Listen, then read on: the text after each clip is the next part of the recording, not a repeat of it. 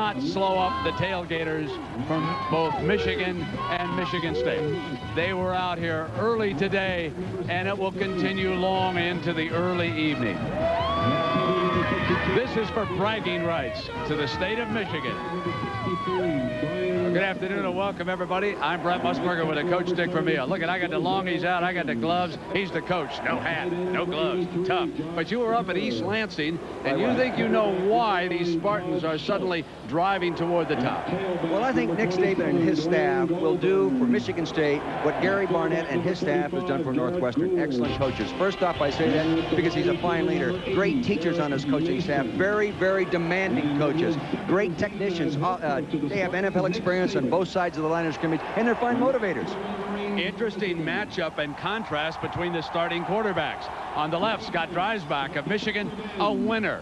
On the right, Todd Schultz. He's the hot hand in the Midwest, Dick. Well, I talked to Gary Tranquil, Todd Schultz, quarterback coach, and he told me, number one, he has good arm strength. Number two, he makes good decisions. Number three, he moves around, has a good feel in the pocket, and he's very, very accurate. Not a great scrambler, but he's very accurate. Now, Dreisbach, he's a total package, in my opinion. He has no limitation. Strong arm. He can throw the difficult balls accurately. He's a fine runner. He has a 72-yard touchdown run. He's a total package. The Wolverines lost last year to Michigan State.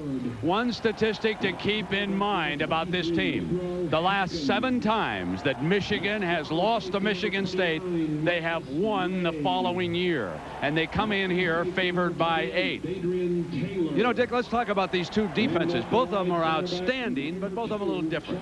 Well, Michigan's defense last year was #1 in the Big Ten. Right now, they're ranked #2, but they're a much better defense than they were last year. I compare them favorably with the top 3 or 4 defensive teams in the country. They can really play. Now, Michigan State's defense, believe me, Michigan State's defense is almost as good. Not as you know, physical. And Irons is a little bit banged up today, maybe, Brent. He has a soft cast on the right ankle. He went into the Northwestern game with a turf toe, and the coaches believe in the pregame warm-ups he turned over the ankle, favoring the turf toe. He did not work out that hard in the pregame warm-ups. It is something to watch here today. It will be a concern, but I'll tell you, Michigan State's defense is playing awfully well, and they're the most improved defensive team we've seen, and it'll be a real battle. And Ike Reese is the guy that leads him. They're minus Reggie Garnett, their fine inside linebacker. He will play sparingly. The coaching matchup, both in their second years. Lloyd Carr on the left, Nick Saban on the right. Michigan State coming up. The nearby golf course here, not yet frozen, but Jackaroo, this is football weather, big fella. Brent, it certainly is. We've got scattered snow flurries, but the temperature's going to stay right at about the mid-30s. Great weather. But, you know, one great thing about college football are rivalries. For 89 years, this rivalry has existed. And when you make it an interstate rivalry, it really gets heated. Consider Florida State. Think about Auburn, Alabama. And here in Michigan, it's Michigan State. What's it all about? Well, how about bragging rights for a whole year? You can be the victim or the giver of jokes and jibes. But here at Michigan, it goes one step further. In East Lansing, you can't play hail to the victors. But here in Michigan, all the way around the stadium are the 11 teams that make up the Big Ten. A little friendly rivalry? Take a look at Michigan State's banner. It's upside down. Well, pay attention to this, our first statistic of the day. Michigan will tell you all about the coin toss. 6-0 when losing, and guess who lost? The Wolverines. Michigan State won the coin toss and elected to defer. So Tyrone Butterfield, #1, back there deep with #4, Russell Shaw, and Chris Gardner gets ready to kick it off. In pregame warm-ups, this kick traveled to about the 2-yard line. It's the 2-yard line. Exactly where Shaw fields it. Shaw down at the 21-yard line. That's where Scott Dreisbach will go to work. Let's meet the Chili's Grill and Bar starting lineup for the Michigan Wolverines. Dreisbach, a winner, his only loss to Northwestern. Backs and receivers, Clarence Williams will start, but we also expect to see a lot of Chris Howard in the game. The offensive line is a good one, anchored by Rod Payne, #52. John Jansen, 77, figures to be a great tackle someday. Here is the toss to Williams. Fumbles the ball out of bounds as he came across the 25, and it'll be spotted right there. The Michigan State front seven, and it features a big change in that Ike Reese is now the key man, but Dick Garland has to move into the middle spot, number 37. Well, he does have some playing experience, but he's not Garnett. Garnett was the leader and the real physical tackler. Sore Canoe heads up that secondary. Snow flurries falling here in Ann Arbor. Dreisbach changes up at the line. 2 tight ends. 3-step drop. Fires his first pass. Is complete to Ty Streets at the 29-yard line. The weather figures to be a factor. Not so much the flurries or the fact that it's only going to be 35 degrees, but that wind out of the southwest at 10 to 20 miles an hour is going to make it very difficult for the field goal kickers here in Ann Arbor. 3rd down and 1 for the Wolverines. And Howard checks in as the lone running back. 2 tight ends and an H-back. Right side power. Howard, first down. It's close.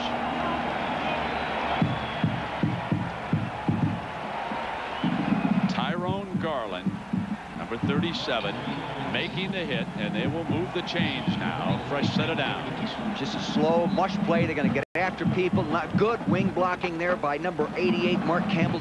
I think was the guy that was responsible for getting that first down. Good heat block in there. Ball at the Michigan 33-yard line. Again, the Wolverines with 2 tight ends. Shaw comes in motion. It'll be Howard into the middle. Finds a huge hole where Garland would have been. Close to a 10-yard gain on first down. They ran the counter gap play to the left, pulled both the right guard, Adamy, and Jansen 77, the right tackle. You'll concentrate the right side. You'll see them pull. They get a nice kick-out block. The big Jansen 77 goes through the hole, gets a devastating block, and there's that opening for number 8, Howard, to advance the football. Butterfield brings the play in from the Michigan sideline on a first down. The ball at the Wolverine 43-yard line. Again, it is Howard, this time wrapped up for perhaps a yard, as Robert Newkirk, defensive tackle, a freshman, number 62, leads the charge for the Spartans. Well, Gary Moeller, you'll see, excuse me, Gary Moeller, that's a good jump back there, isn't it, Brent? Huh? That's a good Lloyd Card. Lloyd Carr told us the number 1 thing they had to do to win this football game, really, was to do a great job in the kicking game. Do a great job in the kicking game, and then make sure they defense Mason, the great kick returner. 2nd and 9. Wolverines still using 2 tight ends, running out of that formation. Williams is back on the field to the 45-yard line and no more. This will put the Wolverines in 3rd and long as Courtney Ledyard, 53, made the stop. One of the best things Michigan State defense has done all year is defense 3rd down situations, only allowing 27% conversion. That's outstanding. That's outstanding. Don Pease and the staff doing a good job of scheming their defensive scheme. They're not the most physical group, Brent, but they have very, very good speed, and they take advantage of it. And Nick Saban, with his pro experience, I think has really helped them in their 3rd down nickel coverage packages. Chris Floyd, the lone running back. He'll stay to protect. Dreisbach needs it. Gets it off complete to the tight end. First down to the Spartans. 30-yard line, and Mark Campbell, who had not been featured as a receiver. They had been using number 80, Jeremy Tooman. So the Wolverines cross up the Spartans. They throw to Campbell for the first down and a 25-yard gain. He's coming from the left side of your screen, crossing underneath. See, they were in a man-to-man coverage. They crossed the 2 tight ends, and they picked the coverage that way, meaning they bumped the coverage man off. And here he is catching the football. As you said, Brent, he's not the tight end they like to throw the ball to, but that time it was critical. They got it to him for the first down. And Coach, he sits down on the right side. Again, 2 tight ends. That's Butterfield in motion, and they'll run Williams over to the left side. Looks for the corner to the 28-yard line before he is brought down. Number 10, Ray Hill, coming up to help Garland defensively for the Spartans. Michigan has done such a good job on first down this year. A lot of yardage gained on that down, and that really makes it easier to call your second and third down situations when you're doing such a good job on first down. The muscle formation continues. Campbell and Tooman are the two tight ends. One running back. This time the slots to the right, and they put Williams in motion. They go empty. They're going to throw streaks down the Tries field. by middle. Tooman, touchdown Wolverines.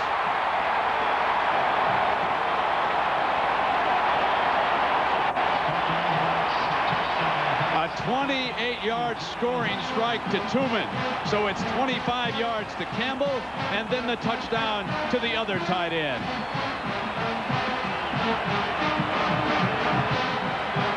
I believe that's the most impressive first drive of the ball game that Michigan has had all year.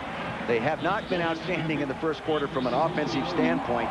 That was a very well-executed drive. Credit Freddie Jackson and the offensive staff.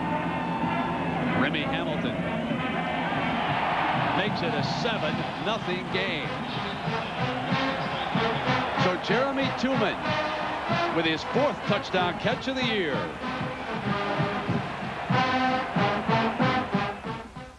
First off, observe there's no running back in the backfield. He has gone in motion to the left. That widened the safety. There was 2 wide receivers to the right side of your screen. Nobody picked up the tight end going down the seam. There he is for a touchdown. I believe Ike Reese, 44, the outside linebacker, is supposed to run with him in that situation. Jay Feely kicks it. Derek Mason, the lone deep man from the 5-yard line. For the Spartans, cuts back, slips a tackle to the 26-yard line. And now let's meet the Chili's Michigan State lineup. Todd Schultz. Look at what he's done over the last 3 games. 4 touchdowns and not a single interception. Dwayne Goulburn will start, and of course we will see the freshman sensation Cedric Urban, number 33, with that line. The offensive line, Matt Beard anchors it. He's a good one. He's got good speed. Number 52 will get out of there. They offset the fullback. Michigan State frequently runs behind him. Toss Goulburn. Looks for a seam. Runs to the 32-yard line where the ball will be spotted on that scoring drive for the Wolverines. Keep this in mind. They ran the ball 6 times, and they passed it 3 times, including the touchdown pass. Now there's Jared Irons taking the defensive call from the sideline after being the first man to hit Goulburn. But it'll be 2nd down and 4 for the Spartans. They use 1 tight end, and they flex Kerr off the line and put him in motion as an H-back. Follow him frequently. And a cutback Goulburn into the middle, and it was soft. First down, Spartans to the 41-yard line. Sam Sword makes the stop. Now in the secondary, this is where Michigan may stand head and shoulders above almost anybody in the Midwest. They'll feature Charles Woodson, number 2, on that 1 corner. He also will be used as a wide receiver offensively. He is the best all-around athlete on this Wolverine team. First down now for the Spartans. Beard checking with Schultz as he brings the offensive line to the line of scrimmage. They move Goulburn out as a flanker over on the left side, and they will power the fullback straight ahead, and Bowens jumped him. Well, Gary Tranquil, the offensive coordinator at Michigan State, told me, first off, we are not going to be conservative. We will attack these people. We can't just sit and play conservative football. They'll get after them. They want to run. They've got 3 runs, Brent, that they want to play check with me on the line of scrimmage and try to get the best run against the best defensive front. And that's what they did on that first run that broke up inside. 2nd down and 8. The play is signaled in from the Spartan sideline to Schultz. Long is the motion receiver. Wobbles complete. Long has got it at midfield, short of the first down. And Sword was there defensively along with Ray for the Wolverines. Well, first thing they did for Schultz that time, they gave him time to throw the football because Michigan was in tight bump and run coverage, and a receiver needs a little bit more time to maneuver and get away from that kind of coverage. The protection allowed him to sit in there and concentrate on the throw. The freshman sensation from Miami. You wonder how Cedric Urban, who has checked in, number 33 at tailback, is enjoying this weather. This has to be the coldest day that he has ever played football in. Let's see if he gets a call right away. They use him right side. Hole getting warmer by the footstep. Out of bounds at the 35-yard line. First down, Spartans. Brian Musullum, the big offensive right guard, number 63, did an excellent job of pulling out, and then the fullback led him running through there. See what I'm talking about? Now follow the fullback, Gould, as he gets the lead block. The guard got the kick out. It was an excellent block right there, and another tremendous block by Brian Musullum. So Irvin opens up with a 15-yard run, stays in now, and Gould, the fullback, offsets left. Tight end Kerr also there, so it's power to that side, and the strong safety steps up for Michigan. They'll run Irvin on a little bit of a cutback to the 31. Dick, talk about Irvin's style, who you'd compare him with. I know you were over looking at the tapes at East Lansing. Well, I'll tell you this. He's one of these kids. He has a good burst. He's not extremely fast. He has a great change of direction because he can widen his base and make those right-angle cuts as quickly as anybody we have seen this year. Tremendous balance, Brent. When you hit him, he'll ricochet off you and advance the football. I'm really impressed with this guy. I don't know how he ever got out of the state of Florida.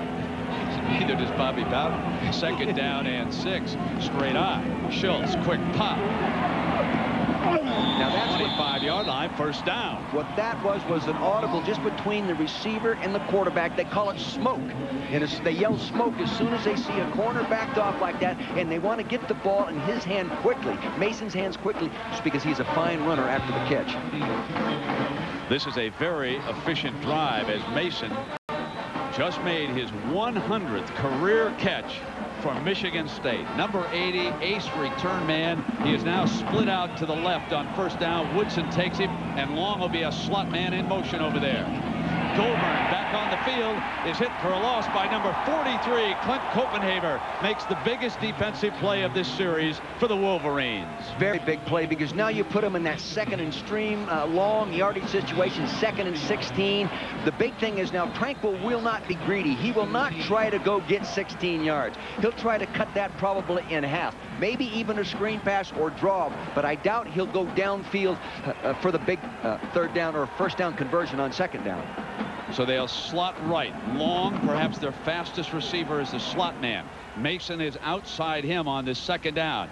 Schultz fires complete to the left side. It's Irvin, makes a move and makes his way to the 18-yard line. Jack Arute, this youngster is something. And Brent, you and Dick wanted to know, how did he ever get out of Florida? Well, this is a great story. It seems that he played in the high school backfield with a guy that we know very well, Iowa State's Troy Davis. They were in high school in Miami, and he said, I decided to leave Florida when I saw how well Troy Davis did out of state. He said, I think I can make a better name for myself outside of the Sunshine State. That's why Irvin's at Michigan State. Wonder if he misses the sunshine today. Goulburn out to the left now, and the fullback, and they bring Long in motion. Still a different formation. Saban continues to change up. Schultz's receivers are covered. Now he throws. Got him. Out of bounds. No catch for Mason. Didn't get the foot down. The side judge was right there, and Mason is arguing with him. I don't blame him. From up here looking down, I thought he got his foot in, Brent. Now, maybe I'm wrong. I've been wrong before, maybe once in my life, but it looked like to me that he got it down. It was a broken play. They rolled out all the way. The coverage took away the pattern initially. Then Mason, with his experience, you just said he caught his 100th ball. He has experience in this league. He goes ahead and pushes it into the end zone. See, complete rollout. Get away from the rush. Good call. Now it's a broken pattern downfield. Here it's up. He's up in the air. I think he's in bounds. I'm not sure. Gardner, meanwhile, will attempt a field goal. 35-yarder. And he puts the Spartans on the board. So the field goal, and let's take another look. Remember now, the side judge who made the call should be looking right at the heel down the line. If he missed it, he's blind. He's standing behind the man. Now let's watch Mason. Even that's not definitive with that toe, but remember, that fella right there in his striped shirt, he should not miss that call. He was right there and at a better angle than I had, but looking down on it, it looked like the right foot came down just parallel with the white sideline markers. Here's another shot of it. Left-hand corner.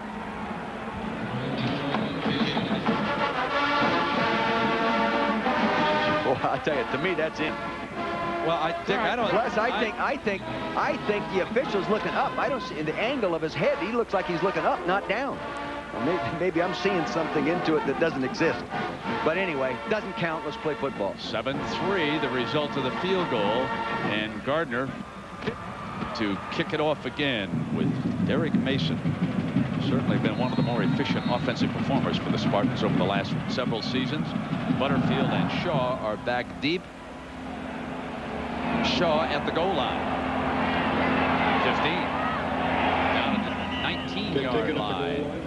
You know, and some head knocking going on in this neighborhood war, let me tell you that. If Michigan does have a weakness, it's in their kickoff return. They're only averaging 19 yards a return. And, you know, people as skilled as all these athletes are in the blue and gold, you would expect them to have a better average kickoff return.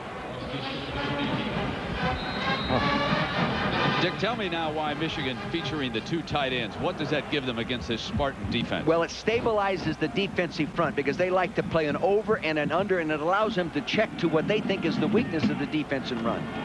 Williams will run on first down, sweeping to the right, and he is pounded by Garland. Why? The linebacker stepped over there and took him on. You know, so many times when like a Reggie Garnett, the starting linebacker, is not starting and playing, and he's been out of there, a Tyrone Garland type kid steps in, and every week that he plays, he gets better. Right there, that looked just like Garnett making that play. He squared off and gave him the pads and knocked him back. Nice job there, young man. Wide receivers shuttle the plays in and out for Coach Carr and the Wolverines. Shaw brought it into Dreisbach. It'll be 2nd and 6 for the Wolverines. Streets is off to Dreisbach's left, and they'll bring Shaw in motion. Fake to Williams. Looking down the middle. Dreisbach right side. Tooman out of bounds, complete at the 48-yard line. Back to his tight end again. See, last time they ran that formation with that form of motion, they ran the counter gap play. This time they fake that backfield action and run the crossing patterns. Here he is on the end of the line of scrimmage. He comes off. He'll cross the field looking for a zone. You'll see the linebacker chasing him there, but a very well thrown football. This is what I said in the open. He throws the difficult balls accurately. 24-yard gain for Tooman on that play. He scored the Wolverines touchdown. They lead Michigan State 7-3. 1st and 10 at the Michigan 48. It's Howard who checked in on a slippery cutback, and he smashes to the 44 of the Spartans. This will leave them with short yardage for the first down. There was a case defensively that Robert Newkirk, the defensive nose guard in there playing on Rod Payne, got great penetration and opened the hole up laterally. He got so much penetration they were able to get up underneath him. Ike Reese is taking the defensive signals from the Spartan sideline and passing that message on as Dreisbach has a word with Howard coming to the line of scrimmage. Dreisbach, after eyeing the alignment, makes his call, and here comes Howard looking for daylight, short, I believe, of the first down. He was jammed up in the middle. Chris Smith, number 96, who has played well as of late for the Spartans, was one of the key men there defensively. There's a real battle going on the inside of the offensive line and the inside of the defensive line between Rod Payne and the 2 defensive tackles, Chris Smith and Rob Newkirk. We have a man down. Could be Newkirk.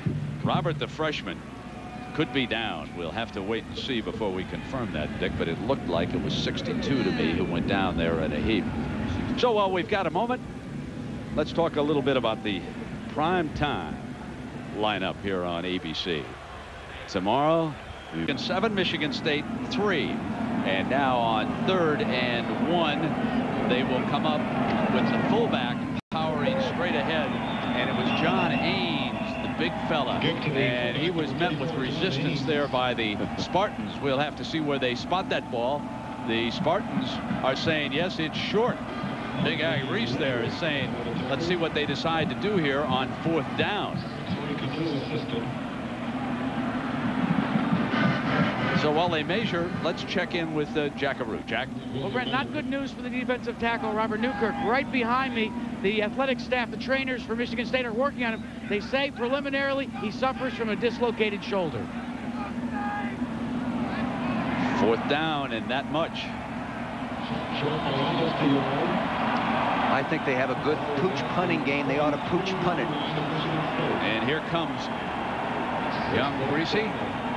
Brian Griese, an outstanding pooch punter.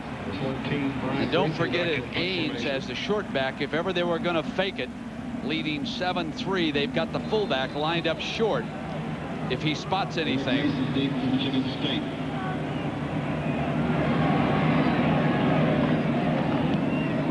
For the sideline.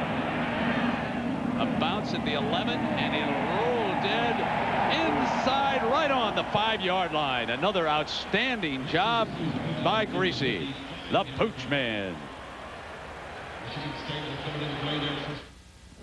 95 yards away from the Wolverine end zone after that fine pooch punt by Brian Griese. Goulburn is the lone running back. Snow flurries again on this November Saturday. No gain against the heart of that Michigan defense. Well, Greg Madison, the defensive coordinator from Michigan, said they were going to try to stop the run with 7 people because Michigan State does such a good job with their passing game. They didn't want to get an 8-man front very often. That time they moved up late into an 8-man front, meaning they brought the safety up in there late, and they can better attack the run with 8 people. That's what they did on that snap. Schultz has been extremely efficient, but will the Spartans throw it from this field position? Yes, they will.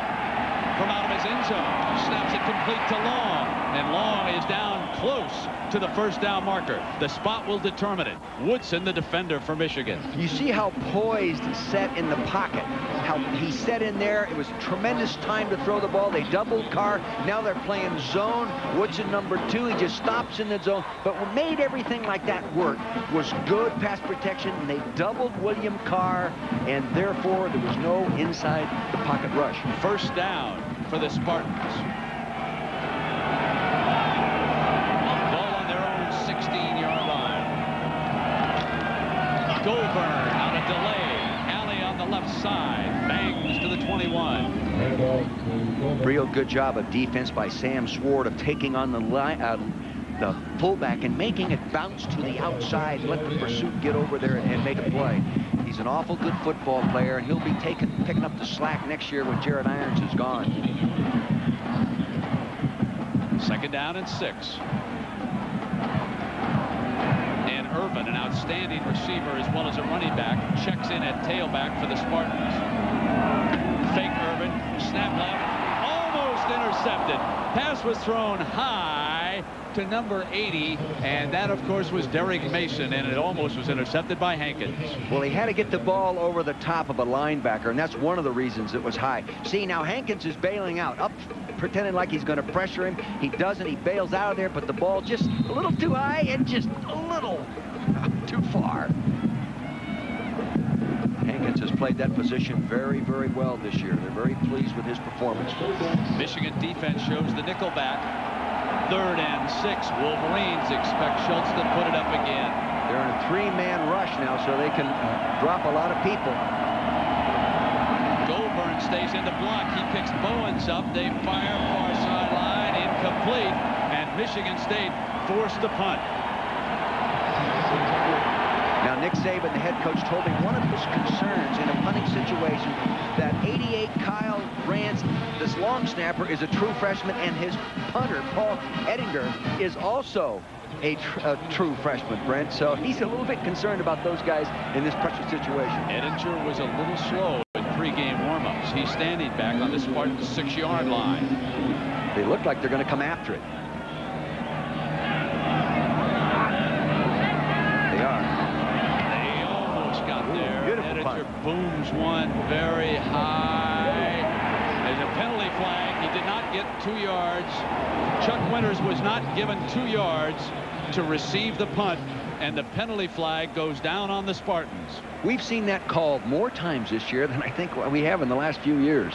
And along with it, Long, their fastest receiver, injured his left arm. He goes off to the sideline. Double jeopardy for the Spartans.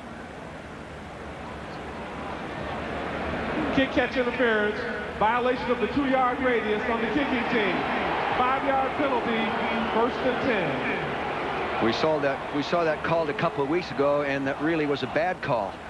I don't know about this one. I didn't read it quite as close as the official did. He was in all over him, Coach. Was he? Yeah, no question.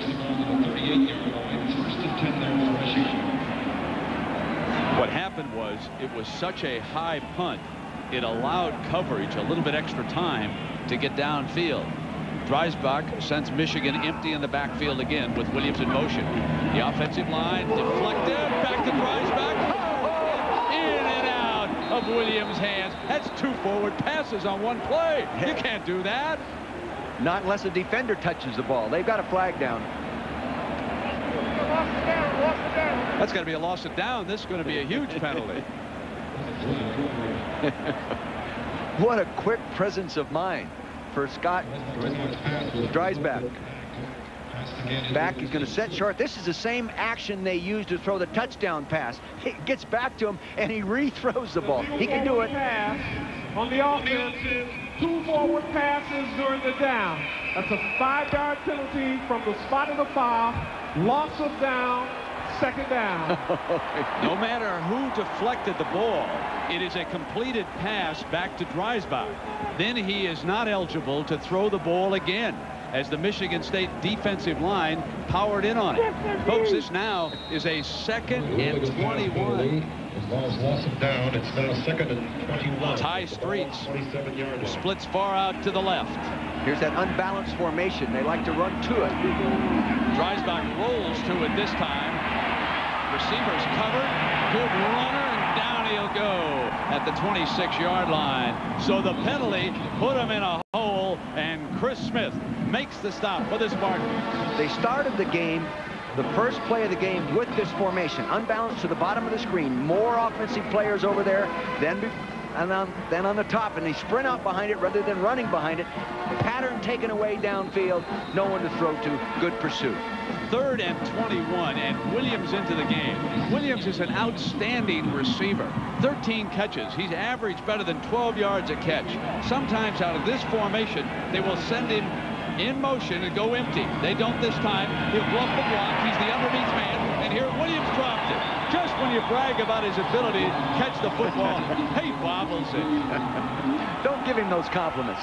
That was a screen pass all the way. They had the defense spread. The screen was set up there. Offensive lineman in position to go ahead and execute the screen. No go. Got to catch it first there, young man. Paul Peristeris standing at the Wolverine 12-yard line. 7-3, Michigan leads State. The kind of game you'd expect between these two. The battle for field position continues. Mason makes the fair catch at the 41-yard line for the Spartans. 28 seconds left here in the opening stanza. 7-3 Wolverines. Well, let's take a look at what ESPN's got coming your way. Last road trip of the season out of the state of Florida for the Seminoles, who are on a roll and headed for that Tallahassee meeting against the Florida Gators. But they better not look past the Gators. Georgia Tech went into Tallahassee last year and played them tough in the first half. So that's coming up tonight on ESPN. Here it is, Schultz and the Spartans trailing now. Fake to Irvin, who's in at tailback. He's hit in the face, and finally Schultz goes down. Bowens hit him along with Glenn Steele. Bowens is a gifted athlete. He was a linebacker a year ago. They asked him to move down to a down defensive end position on some of their defensive calls. He said, whatever I can do to help the team, I want to do it. He just, you know, he's more gifted as an athlete and more speed than an offensive man has to block him, and therefore here he is in there getting to the quarterback. Goulburn, the lone running back, a slot formation to the right. A nickel defensive look as Tommy Hendricks checks in for the Wolverines. They'll run Goulburn against the nickel. So close to midfield, down at the 48-yard line, 3rd and short. Dick, what's the advantage of when you see the nickel go ahead and run against it? Well, first off, they have defensive backs, more defensive backs than linebackers. The other thing, in that formation, you spread that underneath coverage people out of there, and there's an automatic hole if you can block the initial inside linebacker, and that's what they did that time. So that's the end of the first 15 minutes here at Ann Arbor. The Big House. Michigan leads State 7-3.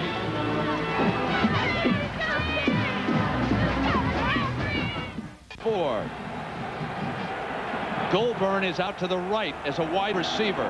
I should say that's Irvin out to the right, and Goulburn is his running back. Schultz looks left, and he's got Mason for the first down. It was like stealing that time, Coach. Well, they blitzed the inside linebacker. When you blitz the inside linebacker, there was no one in that throwing lane. They did a good job of picking up the blitz. They threw the slant accurately. First down, you move the chain. Now, Will Carr 96 is getting doubled, and if they double him a lot, he's not going to get to the quarterback. Plus, if they do double him a lot, they're going to move him around to a defensive tackle spot rather than the nose guard spot. Harder to double Will than Lloyd. First down and 10 for the Spartans. The ball at the Wolverine 42-yard line. Schultz on the roll, fires complete, and that's Nigel Carter, who has been out with an injury, out of bounds at the 36-yard line. Gary Tranquill doing a real good job of keeping the Michigan defense off balance. A run on pass ratio on first down, changing up, moving the quarterback's pocket around. And this is what the defensive people at Michigan were concerned about. Tranquill does a great job of keeping you guessing at what he's going to do. Second down and 3, and Gould comes in to give Michigan State a fullback in front of Goulburn, who's the tailback. Frequently, Michigan State will power behind him. They will this time. Gould leads the way. Goulburn reaches out for the first down. And we reach out to New York and John Saunders. John? Well, Brent, Miami Temple wasn't supposed to be much of a matchup, but Henry Burris, 31 yards to Troy Kersey here. The second touchdown pass he's tossed, the first of the season against Miami's defense. And right now, it's all tied up at 14 apiece. Right. And John, here, Michigan State on the drive, trailing by 4. They have reached the Wolverines' 30-yard line. Goulburn is the tailback. That's Gould, the fullback, stepping in motion like an H-back. Schultz, right side, overthrow. Woodson intercepts it in the end zone. It's coming out on the 20. It was a badly thrown pass. Woodson did not take the bite on the out and up move. They tried to pump fake and everything else. They were in a zone coverage, not playing a man coverage in that situation. And he just sat back there. And then Schultz, inexperienced as he is at quarterback, went ahead and threw it deep anyway, almost hoping it was going to be completed. To the right corner of your screen, the little pump move. Didn't take the out and up, young man. Don't throw it. Just throw it out of bounds. Woodson, you know, he is a fine receiver as well. We'll see him as a receiver probably today. He got his first catch playing defense. So it's like a punt in the end zone, and the ball comes out of the 20-yard line now. First and 10 for the Wolverines. Dreisbach has Williams offset to the right, and they'll run the toss with Williams in that direction. He makes his way to the 27-yard line, a strong run. Again, that real unbalanced formation. It's the first time they've used that this year. Really overload offensive players to the one side and toss the ball out there quickly and mush up there for 7 or 8 yards. The defense has to slant that way. They have to kick the secondary around there and get in front of those people. They have more offensive players than defensive players at the point of that attack. Williams replaced by Howard. Howard exploded last week on the Minnesota Golden Gophers. They haven't been so golden this year, and now the flag comes down before the snap. Mr. Carter, number 95, moved a little bit.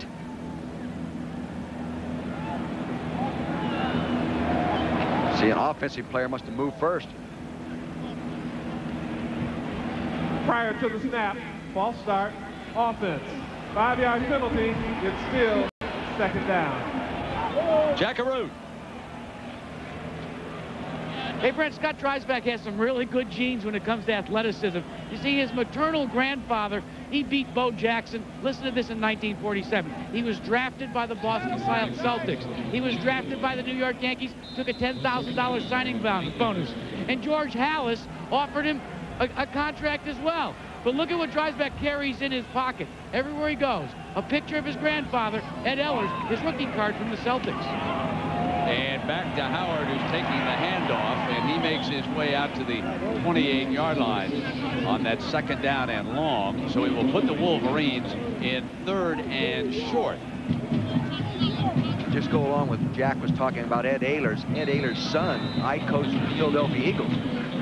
Dreisbach's uncle coached him there for 4 years. Was a good outside linebacker for us.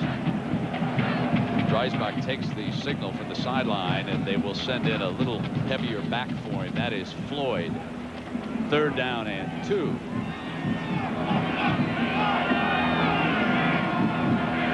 2 tight ends.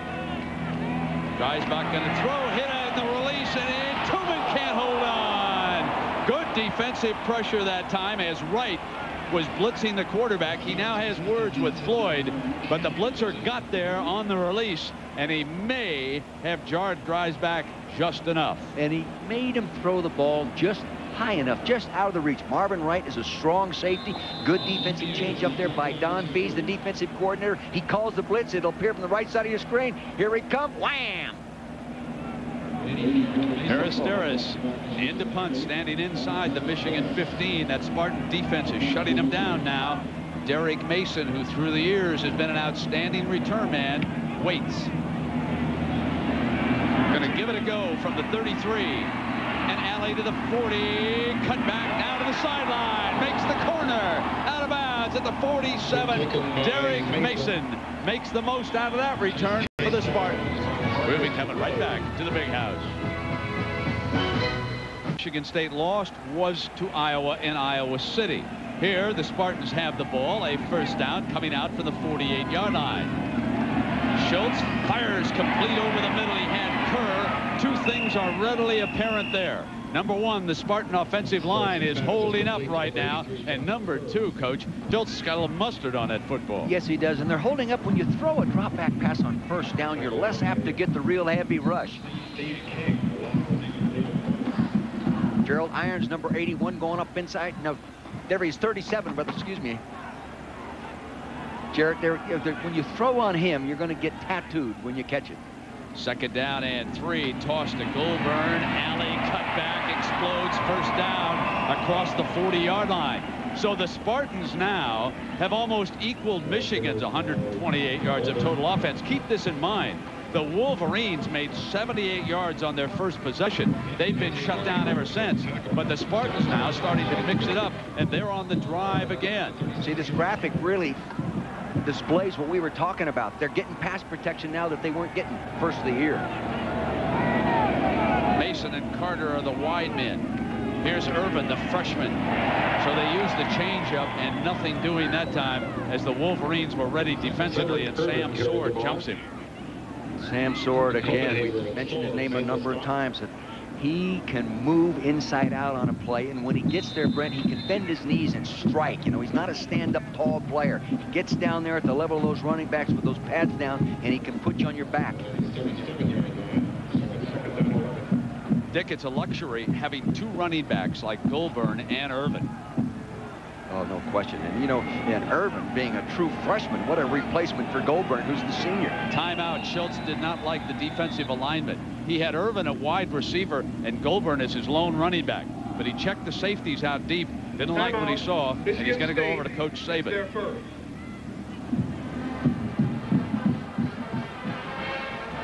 What a reminder tonight coming up on the network. Pro figure skating.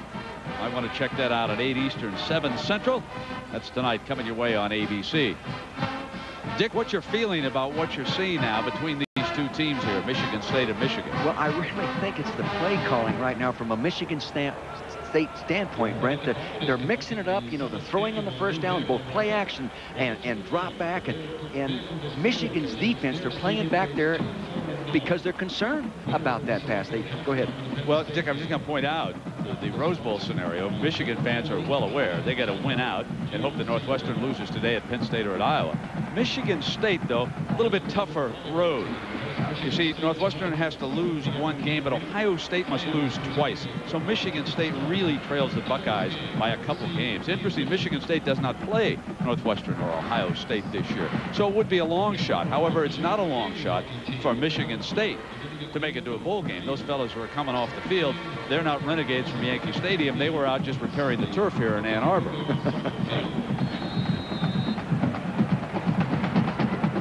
So it is second down. Schultz takes a look at that Wolverine defense. Same formation they used when they called timeout. Carter comes in motion. Schultz looks, swing, Goulburn. Goulburn at the 40. Looks for a hole to the 35, and this is going to be third and long for the Spartans. Well, the Wolverines blitzed Tommy Hendricks, the true freshman nickelback that time. But again, good coaching. Todd Schultz sees it. He lays it off quickly, and they have to come to the inside coverage people have to come and make the play. 41, Hendricks at the bottom of your screen. He gets picked up properly. The ball's laid off quickly, but the defense had good discipline and picked him up as he caught the ball. 3rd and 9. Slot formation to the right for the Spartans. Only rushing 3, so they're covering with 8 All people. kinds of time. Deep middle. Got it inside the 10-yard line. Carter breaks free to the 4-yard line. 1st and goal. They left Schultz all the time in the world, and it resulted in a 31-yard gain for the Spartans. Well, the Wolverines went to a 3-down lineman defense, see? They rushed 3 people, covered with 8. Now, see, they're playing zone underneath there, and they just let him work in the zone. The time the quarterback had to pick that zone was just too much, and they got the ball to the right guy, Nigel Carter, who has been injured. Irvin back in at tailback, behind the fullback. Penalty flag, though, and it was prior to the snap. I tell you, the good thing that Michigan State has done offensively is down inside the red zone, Fred. They have done a great job. They get down there, they score, and they score a high percentage of touchdowns.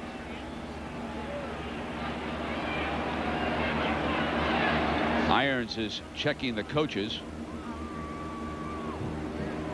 Disregard the flag. There was no foul on the play. Wow. We accept your apology. Whoa, what a time to throw the flag. 1st and goal on the snap. Yeah, oh, it's sort of, baby, if I was Saban, I'd be livid. I can't believe that. Now Schultz dashes back from the sideline. Ball is inside the 5-yard line. Same formation. Irvin is behind Reese. He's audibling the direction. Irvin wants to make sure.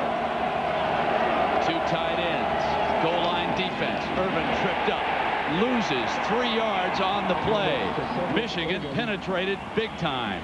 Great penetration by Glenn Steele, and he's a strong, tough redshirt junior, and he got in there, and when he didn't make the play, he just ruined the play. It'll be at the top of your screen. You'll see some blue jerseys end up in the backfield there. Good job. See that pile right there? Nice job, Glenn Steele. That's how you play goal line defense. Get those pads underneath the offensive linemen and knock them on their keisters. You did a nice job. Passing situation, 2nd and goal from the 7. Irvin, the lone running back. He's an outstanding receiver if they circle him out, but instead they're going to use him on the toss. Nothing doing. And that time he was hit by Sam Swords. Swords carrying a knife today. I'll tell you, you've called his name I don't know how many times already, Brent. But just backing up our praise of him so far, he's coming from the left corner of your screen, filling in there. Bang! There he is. Good job, Mr. Swords. It's hard to cut that guy off on a direct toss play because he sees the ball right now go to the tailback and he can take off. What he has to be concerned about is overrunning the play. He must stay behind the ball like he did that time. Interesting. The Michigan defensive package is the nickel right now. Bowens is back in as the edge rush man. They pull the extra tackle out. So it's a loose defense, and Schultz will be looking at it right now. Touchdown, Michigan State. Derek Mason, and this time there's no question about him having a foot down in the end zone. No question, Brandon. You know, I watched him run inside the 20 Wednesday on the practice field. It was cold, windy, terrible conditions. And I'll tell you something, Todd Schultz threw it accurately at that time, too. They call that the snake pattern, I think it was. It's a combination of 3 receivers in a bunch, little setup right there. The right side of your screen, little motion to loosen him up right there. There was a corner pattern, a stop pattern, or a wide pattern, and he gets the stop pattern right there. Bowens injured for the Wolverines and down at the 14-yard line, being tended to by the Michigan medical staff. This is a defensive player who was one of the targets of Michigan State today. They knew they had to keep Bowens off of Schultz. He's the leading pass rusher for the Wolverines, and obviously he appears to be able to come back and play in this game. So Michigan State takes a lead for the first time, and Gardner now with Bill Burke. Backup quarterback. He's a freshman quarterback. He'll put the ball down. He's the holder for the Spartans. And like that, it is 10-7. So Michigan State connects with its first touchdown of the game. Defense has surrendered 10 points in the first half. They were yielding only 13 a game coming into this. Gardner kicking off for the Spartans. This is Shaw, 15, 25, out to the 29-yard line where Dreisbach and the Wolverines will have a first down. The Wolverines, except for that opening drive, Coach, have been stifled. No, and I think they want to go back to it. The counter game they plan to use a lot in the ball game because of the quickness of the Michigan State defense. They wanted to slow them down, keep them in place with the counter game, then bounce outside. When they ran the counter in that opening drive, they ran it real well. They got to get back to that kind of running play. Plus, I think it would be smart for them to think ball control because Michigan State's moving the ball too well on them. Now Brooks is the slot receiver for the Wolverines. Floyd and Williams. Power look at the backfield. Dreisbach swings to Williams. Floyd gives him a block. Beautiful block by the fullback to the 41-yard line. And Floyd is still down wrestling at the 30. I mean, it wasn't a block. It was a bury. That was an automatic swing pass to the tailback. It's designed to get out there right now. He's not looking at any other receiver. They used the slot people to block to the inside. We had a fight right there at the bottom of your screen. Good little stutter step there. Advance the ball another 5 yards. You get the ball in Williams' hand in the perimeter of the defense, he's going to make some yards. That was Floyd, who was tangled up with a strong safety, Marvin Wright. It was good judgment. He had his helmet off. So stop it right there. Yeah. Tuman tied into the right, Campbell to the left. They go empty in the backfield again. Dreisbach has time, hits Williams. Williams to the 46-yard line. See, they're not making that mistake anymore with the safety and the linebacker screwing up on that tight end down the hole that gave them the first touchdown, Brent. See, they've adjusted. They made the mistake once and gave them 6. They're not going to do it again. They force him to throw the little layoff pattern. Good for 6 yards with Butterfield bringing the play in for the Wolverine sideline to quarterback Dreisbach with the hand warmer. The high today expected to be only 35 degrees here in Ann Arbor.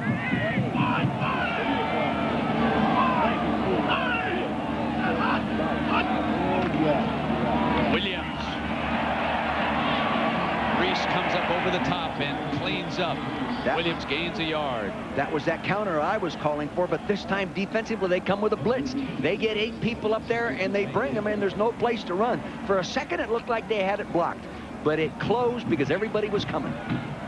Desmond Thomas, defensive tackle off the Wolverine bench and on that stop. And Williams, I should say off the Michigan State bench and on that stop as Williams comes over to the Wolverine sideline. And now it is 3rd and 3. Howard, the running back. Dreisbach deflected to Shaw, complete to the 41-yard line, and the young man from East Los Angeles gives the Wolverines a first down. Good offensive play call that time by Freddie Jackson, the coordinator. Pass all the way. He's looking, he's not looking. He knows exactly what he's doing. He's going to step to the left of your screen light. And it gets tipped there by Marvin Wright, number 18, the strong safety that's rolled up in that coverage. 6:07 to go here in the first half with Jackson upstairs. Right there in the middle, calling the plays. He's got a big game card. I saw it yesterday. Searching for something on that big card right now as the Wolverines trail it by 3, but they're on the move. End around. Butterfield brings it to the left side. Payne out in front. Reese won't be beaten on the play. No gain. Ike Reese. Good discipline by that Ike Reese. 29th start in his career. You aren't going to fool that guy very often. Look at that smile on his face. Here's Butterfield. He's going to step, come back. They toss the ball. Now he's accepting the reverse, and off he goes. I'm not so sure he shouldn't have kept going outside and rely on his speed to get to that corner rather than try to cut back. 2nd and 10 for Dreisbach and the Wolverines. Streets split out to the left or the short side, and Woodson is now in as a wide receiver for Michigan. He's off to the right. They run Williams. Big hole, middle. Williams inside the 20-yard line. So a tendency all year when Woodson appears in a game offensively, the Wolverines invariably give him the football. Michigan State takes the bait that time, and Williams explodes up front. Just a big Hugh Toll on the quick draw right up inside. They don't run many draws, but when they run them well. Both tackles went to the outside defensively, that is, and they popped it right up through there. On the first picture, you could see Sori Kanu, the free safety, move to the left. He went in the direction of Woodson and evacuated his spot. 21 yards on the run. And now first down for the Wolverines. It is Howard. Again, they pound the middle. They're finding it soft to the 12-yard line. I'm not so sure it was soft as that Rod Payne picked up the stunning defensive tackle and blocked him to his left, and they ran right up in behind him. It was a good job by Rod Payne, number 52, the All-American center. Look at Carr with his hand on his best athlete. Hey, get in there and win this one for me. Don't get far away. Stay right here. I've got an idea. Score a touchdown. Here comes job security. Number 2 dashes, but he's coming late. And Michigan, he's got to get in there. Second down and 3. Now he is split out to the right. Michigan State. Do they have him matched up? He arrived late. Dreisbach looks in that direction, and he hit a diving attempt by Woodson, who made the catch at the 11-yard line, but he was down as he made the catch. Yeah, well, Dreisbach was pressured by Mike Austin, and he couldn't throw the ball well. You don't never want to get singled up in this guy if you can help it, because he's really a gifted athlete. He's having a little foot problem right there, but the throw was not what it ought to have been. Third down and 1. First things first here for the Wolverines. Howard is the lone running back. H-back Campbell is over with 2 minutes. Power to the right side. Howard to the middle for the first and goal, Wolverines. You notice they put Howard in there at 208 pounds and take Williams out of there at 170 pounds. Stronger, more physical guy going straight ahead. Last week he broke one up inside against Minnesota for a big 86-yard touchdown run. He can break tackles inside. The worst thing Michigan has done offensively this year is score touchdowns in the red zone. They've kicked too many field goals. Just inside the 10-yard line. Wolverines with a first and goal. The ball at the Spartans' 10-yard line. Shaw and Streets are off to the right. Campbell is flexed behind Tuman. Howard, the running back. The call right side. Spartans cut him off, and he battles to the 8.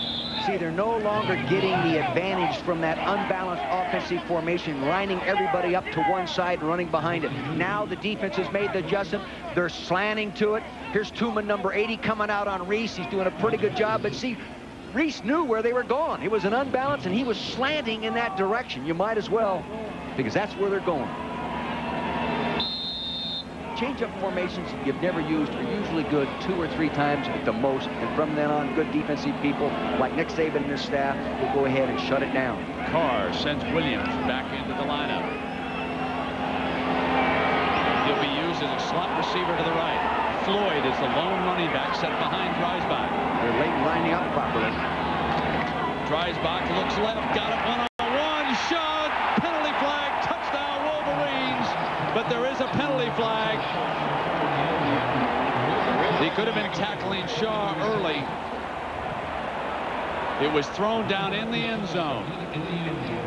Michigan State defensively was not organized on that call. Touchdown, Wolverines. They were lined up improperly initially, then they switched and got lined up properly, but late. And Shaw did a real good job of getting underneath the one-on-one coverage. See, if you're one-on-one and have no safety help, you don't want to let him inside there, Mr. Hill. That's number 10, Mr. Ray Hill. Remy Pass Hamilton. interference, defense. The penalty will be enforced on the kickoff. The touchdown is good.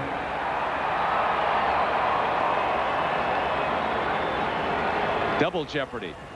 Surrender the touchdown and lose yardage on the kickoff. The Wolverines score for the second time here today.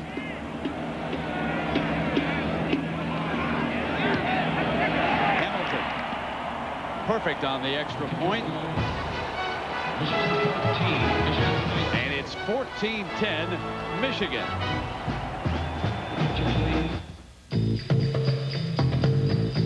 To you by Pontiac and your local Pontiac dealer, 10 over Michigan State. Feely puts the ball on the tee. He'll kick it off here for the Wolverines. They remember after the penalty, the ball has been teed up at midfield. And even with the wind, you would think now that Feely can move this out of the end zone. We'll see if that's what they want to do. He's been doing it without the wind in past games. Yep. Into the bleachers. First row.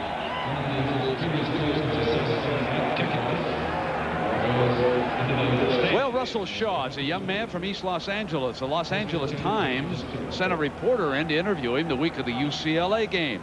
First thing Shaw said, you're going to have a picture in the paper. He'd never had his picture in the Los Angeles Times. He came here from a junior college. He's a junior.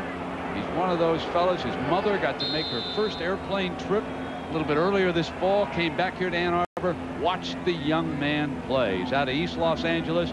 No controversy surrounding Russell Shaw. Mom and Dad kept him on the straight and narrow, and here he is now with a touchdown catch for the Wolverines. And this is Urban. The freshman picks his way beautifully and still battling to the 25-yard line. Well, let's check in with our friend John Saunders to see what's ahead now on the Valvoline halftime report. Coming up on Valvoline Halftime 96, all the day's scores and highlights. Plus, Todd, you had a chance to go to Chicago and meet the miracle worker. Yeah, Gary Barnett, very impressive guy, very charismatic, and the magic continues. It's all coming up on Valvoline Halftime 96. All right, John, we look forward to that. Here we're watching Cedric Adams take the toss, and he runs to the 26-yard line, so this will be about a 3rd and 4 for Michigan State. Good football game. Yes, it's very good. And defensively right now, Michigan is doing a good job of pursuing and pushing those kind of plays out. And then when he cuts back, here comes the pursuit with a guy like Irons to make the play and other people. In that last time, it was Joaquin Fizell coming in there. Those kind of people moving inside out after it's turned back inside. Earl being used as a wide receiver. He is split out to the left. Carter behind Schultz in motion. Rolls to the right-hand side. Incomplete. Mason going down to make the catch, and there is a penalty flag thrown on the play. I think they're going to call Joaquin Fizell for roughing the passer. Costly penalty here inside of a minute left in the first half. Gives them a first down. They would have had to punt. This hurts. From the right-hand side of your screen, you'll see a number 90. Big, tall, young football player. Here he comes. The ball's been thrown, and he gets knocked down late. That's dumb football. That's dumb football. Now, he's a redshirt sophomore. You can give him a mistake like that. Roughing the passer for a headbutt. Defense. 15-yard penalty for the previous spot. Automatic first down. Dennis Rodman can tell you how costly those headbutts can be. Lloyd Carr. He's getting after it. Schultz makes the call to the Spartan huddle. He has 55 seconds to work with. Trails by 4. Michigan with the nickel package. Freshman Tommy Hendricks comes in as the extra defensive back. Bowens is the rush lineman.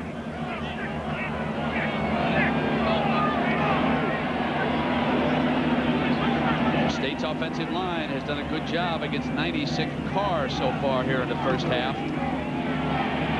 Schultz with time fires complete to Carter close to midfield. 2nd and short, and 46 seconds and counting there on the right-hand corner of your screen. You're really right in saying the offensive line is doing a good job against Carr, but the tackles are doing a good job on the outside pass rushers as well, Brent. Shotgun look now for the Spartans. Picked off by Ray, and Marcus Ray is pushed out of bounds at the 19. Michigan with 27 seconds left here in the half. The second interception by the Wolverine defense. It's one of the best secondaries in college football. Marcus Ray saw that all the way. He was moving inside out on the coverage. The ball was thrown to the outside. You'll see it from the left-hand side of your screen. He flashes inside. See, he was moving prior to the snap. That was his responsibility to get there. He takes it away. I sat and watched film with him on Thursday for about an hour. He changed his major from engineering to business school. He wants to be an investment banker. He's got his head screwed on right. Came to Michigan, lives in Columbus, Ohio. Wanted to go away from home. Wanted to play against his teammates in high school. Went to that school up north. School up north. First down and 10 now. Ball at the Spartans 19. Big series.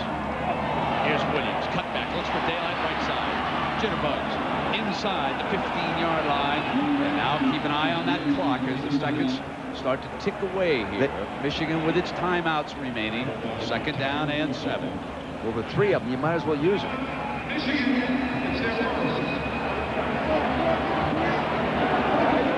So let us take a quick break, and then we will come back for the remaining 19 seconds.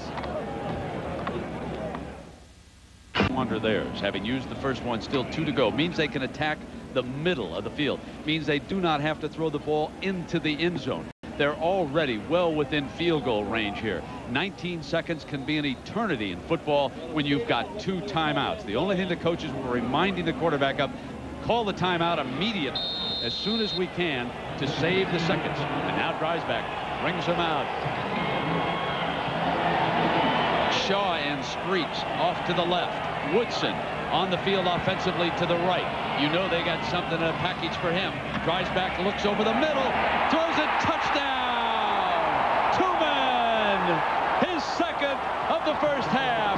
The turnover, costly to the Spartans.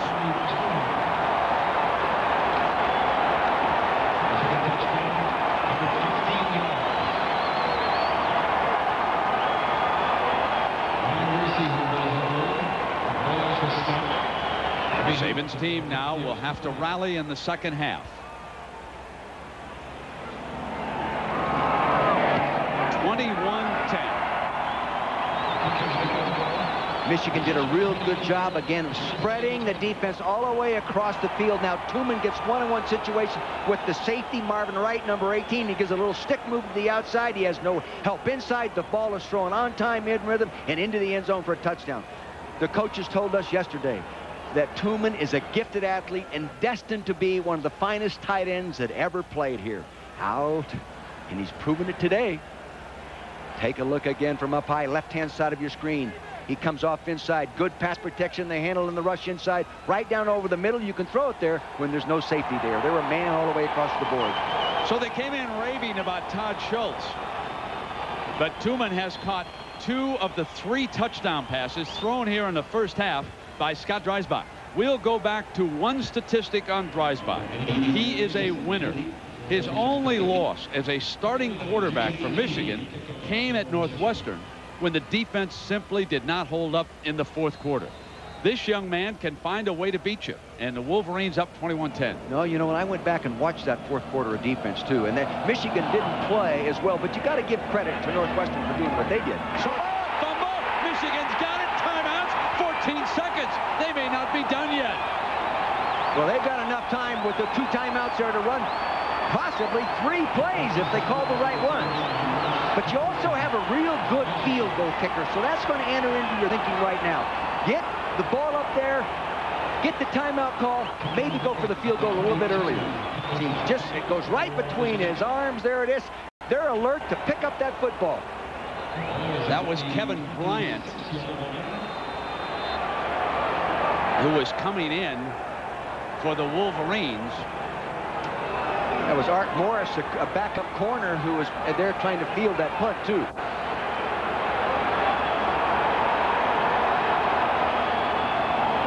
So quickly, Floyd is the running back. They line up 3 wide receivers to the left, including Williams. Offensive line. Gives Dreisbach time to the middle. Touchdown. Woodson's got it. Back-to-back passes by Scott Dreisbach. 2 turnovers, an interception, and a fumble, and the Wolverines light the Spartans up for 14 points. That different formation offensively, Brent, confused the young defensive football team. They did not get lined up properly, and when they did get lined up, it was late. Therefore, the discipline of the defense was not good. Execution perfect. Touchdown.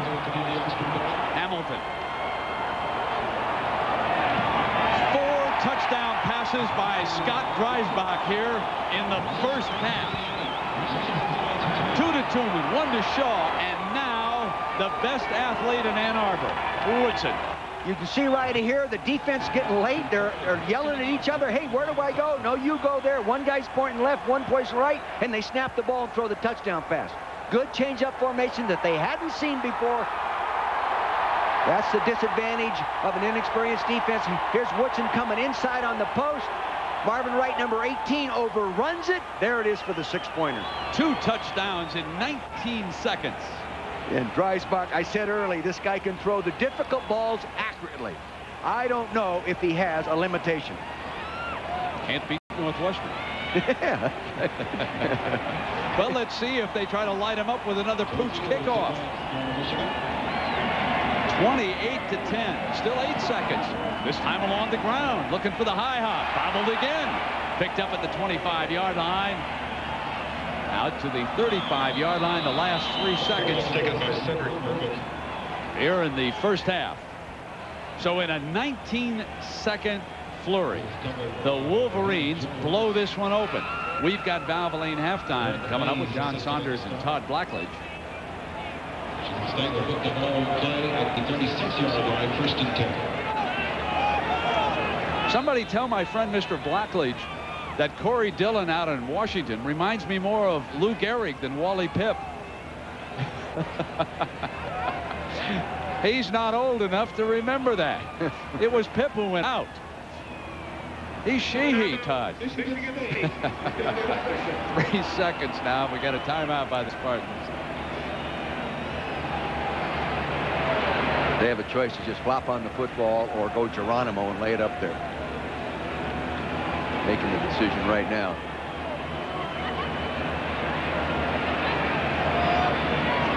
Jackaroo. Well, Brent, you know, they've made a lot of talk about Charles Woodson being Michigan's Dion, playing both ways. But the story as to how it came about is so very interesting. Woodson was being touted at a Big Ten luncheon and sat down with Lloyd Carr's coach, and he said, you know, Coach, I'd like a chance once in a while to get the ball. How about I play offense? Carr said it didn't take him long to say, we'll make room for you on the offensive side of the ball. We can see why. Helps to sit next to the head coach at those luncheons, Jack. You know, Fred Jackson, the offensive coordinator, has a game card, game plan and everything, and he has one corner, the upper right-hand corner, says Woodson. And these are the things we're going to do with him when we put him in the football game. It's all pre-programmed.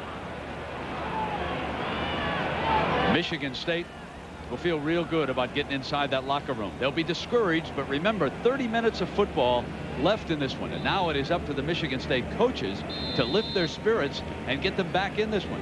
Before those 2 turnovers, they were playing a fine football game. They're lining up to go with a Geronimo throw. 3 wide receivers at the top of your screen. Schultz. Maybe they looked at the old Colorado film. Here it comes. Deep. Woodson up high, out of bounds, and incomplete. So there's that man again, number 2, catches one in the end zone for a touchdown, and now puts a hand on the last play of the first half. A number of turnovers, but what else looks good to you here, Coach? Really, the graphics don't really tell the story. The story is the last couple minutes, or last 20 seconds of the football game, because you can see the 3 turnovers in the bottom of your screen ends up 14 points right there. Everything else plays 34 apiece. Yes, total offense a little bit more in favor of Michigan, but an even football game prior to those circumstances right before the half. Dreisbach, 4 touchdown passes, and we were reminded down below in the press box that no Michigan quarterback has ever thrown 5 touchdown passes in one game. I think it's against the law here. Dancing with the history books here. I know. I'll tell you, and what impressive numbers. 11.6 yards per pass attempt in that first half. Hey, Schultz's numbers are good too, but the 2 interceptions have hurt. Jay Feely with that successful pooch kickoff that resulted in a turnover drives this one toward Mason. The 9-yard line, the Spartan return ace looks left, and he is tripped up. Ball down, but he said he is down. He was whistled down at the 27-yard line. The Spartans and Schultz will go to work here, trailing 28-10. Goulburn, the running back, as Schultz brings the play in from Coach Saban's sideline. 2 costly interceptions thrown by Schultz. One he was going in, and you can see that also occurred late in the first half.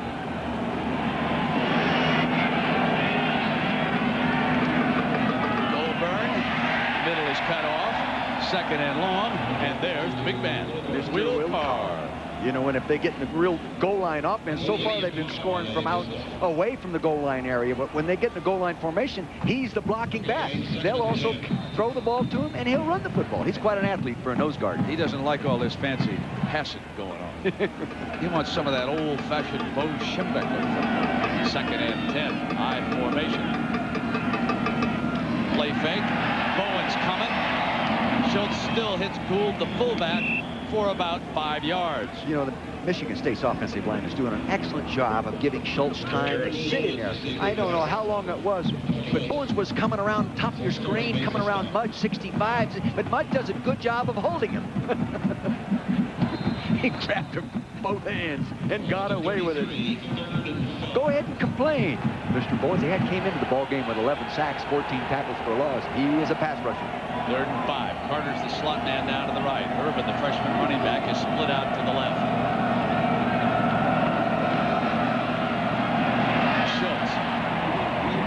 Goldburn to the 41-yard line, and a 1st down, but there is a penalty flag.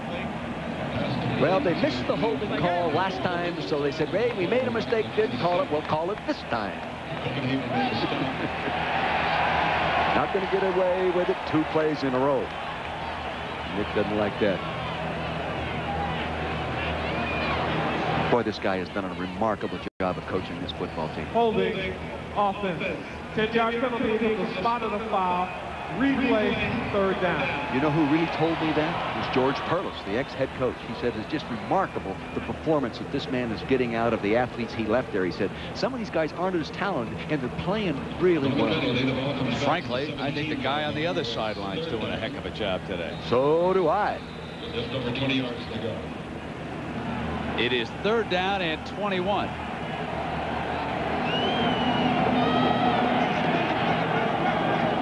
The slot man again, Carter to the right. Octavius Long to the left. Schultz, middle. Overthrows Carter. Well, they played him a little bit of man-to-man coverage underneath and took away the short throws. And he worked down in between those 2 safeties. He just didn't throw it accurately. But boy, he does have a strong arm. That ball is humming going down there. Paul Ettinger. He will be standing inside the Spartans' 5-yard line. Let's see if the Wolverines go out after this one. Ettinger with 1 punt already blocked this season. They're coming. Down goes the punter. There's the penalty flag. Penalty on the play. Catches by Winters back at the 37-yard line to the 42. Now, this is just running into the punter. It is not a 1st down. However, if it's roughing, then it will be. I think it's just running into. I don't think they can call that really roughing. It'll be a 5-yard penalty, right? Exactly. They did come after it. They stepped up. Top of your screen, number 42, Blue, getting in there. It runs into him. No, that's just running into it. And a good acting job as well. Just a true freshman. Ettinger did a good job of acting. Well, they might as well decline it. That was a pretty good punt. And it was covered pretty well. Yes. Running into the kicker. On the defense, the penalty is declined. 1st down. Another look, and here Chandler, number 42, comes around there, and other people, look at, they're trying to get out. I'm not sure anybody hit him.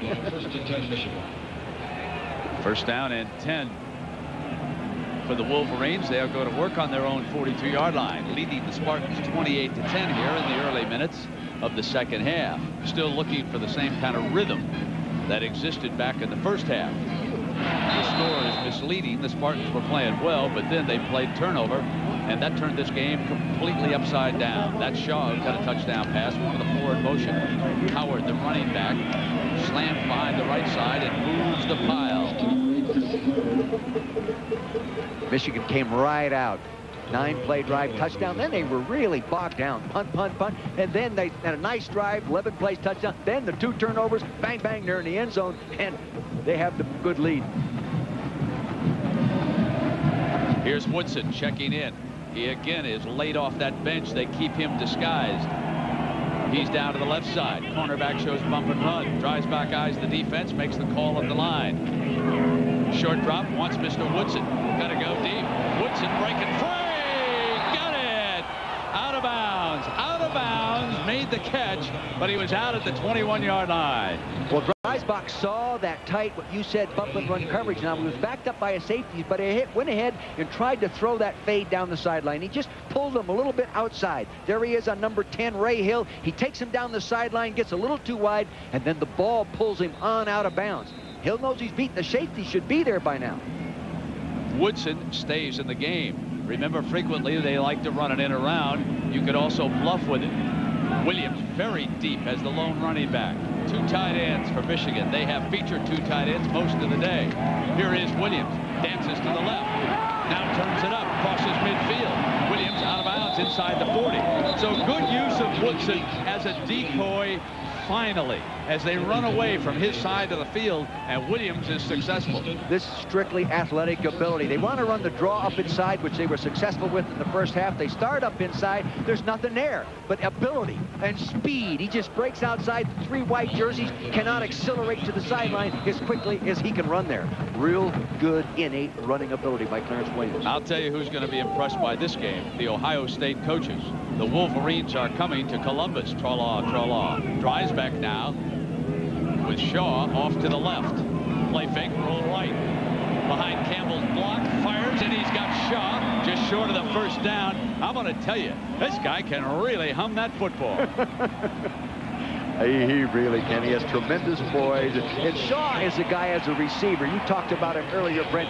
That's really starting to mature as a receiver within the offense. It was a misdirection pass. Now, this is a very, very accurate throw. And each time he's thrown the ball downfield, he has been right on the money. That is so hard to defend that stuff when you've got a big offensive line, a sound running game, and you attack the line of scrimmage with a run fake, and then he keeps the ball and comes off the backside. Tough on the defense. 2nd and 1. Will the Wolverines go for the juggler here? Ty Streets is out to the right. Hasn't been a huge factor today. Butterfield is to the left. Howard's the running back for the Wolverines. They'll run Howard, keep the clock moving. First down, inside to the 23. Strong run. Butterfield shaken up on the play, is slow, but now he's up. Strong run, strong blocking by center Rod Payne, Zach Adami right guard, and John Jansen. And Campbell, number 88, is not known as a receiver, but he is a good physical blocker. See, now he turns him to the inside, and that allowed Howard to jump to the outside. Nice block by Martin Campbell, showing good technique, good coaching. First down at the Spartans' 23. 28-10. Wolverines lead and on the move again. Michigan State's got to go ahead and come with some kind of a change-up blitz. Get after it. They got 5 people down. That's a change-up. Here's Howard. Left was wide open. Ran the simple slant to the 20-yard line before Tyrone Garland moved over to make the hit. Garland's been playing well in there, Brent, moving inside out as long as, you know, that everybody else is stripped and knocked down and they don't have an extra blocker to block him. He has been getting to the ball carrier. But they probably missed the experience of Reggie Garnett. Again, he is out of that lineup because of an injury. The medical staff cleared him, but the coach didn't think he was ready. There was a chance that if they used him and he re-injured himself, he might be lost for the rest of the year. So Michigan State going to play it cautiously here today, and the Wolverines have exploited that defense as a result. Butterfield in motion. Here's a hand. Now Howard, and now the right's open off that slant. He's got it inside the 50. First down, penalty flag. Did they grab the face mask? See what's happening was the 2 wide receivers outside the tight end. The defensive secondary is moving out to cover them. That time they dropped off the outside linebacker on the side of the run. No, there's a hold. It's going to be a holding anyway. But anyway, it really softens the outside corner. But I think they did miss a face mask right there. No question. He had his hand up there on the face mask.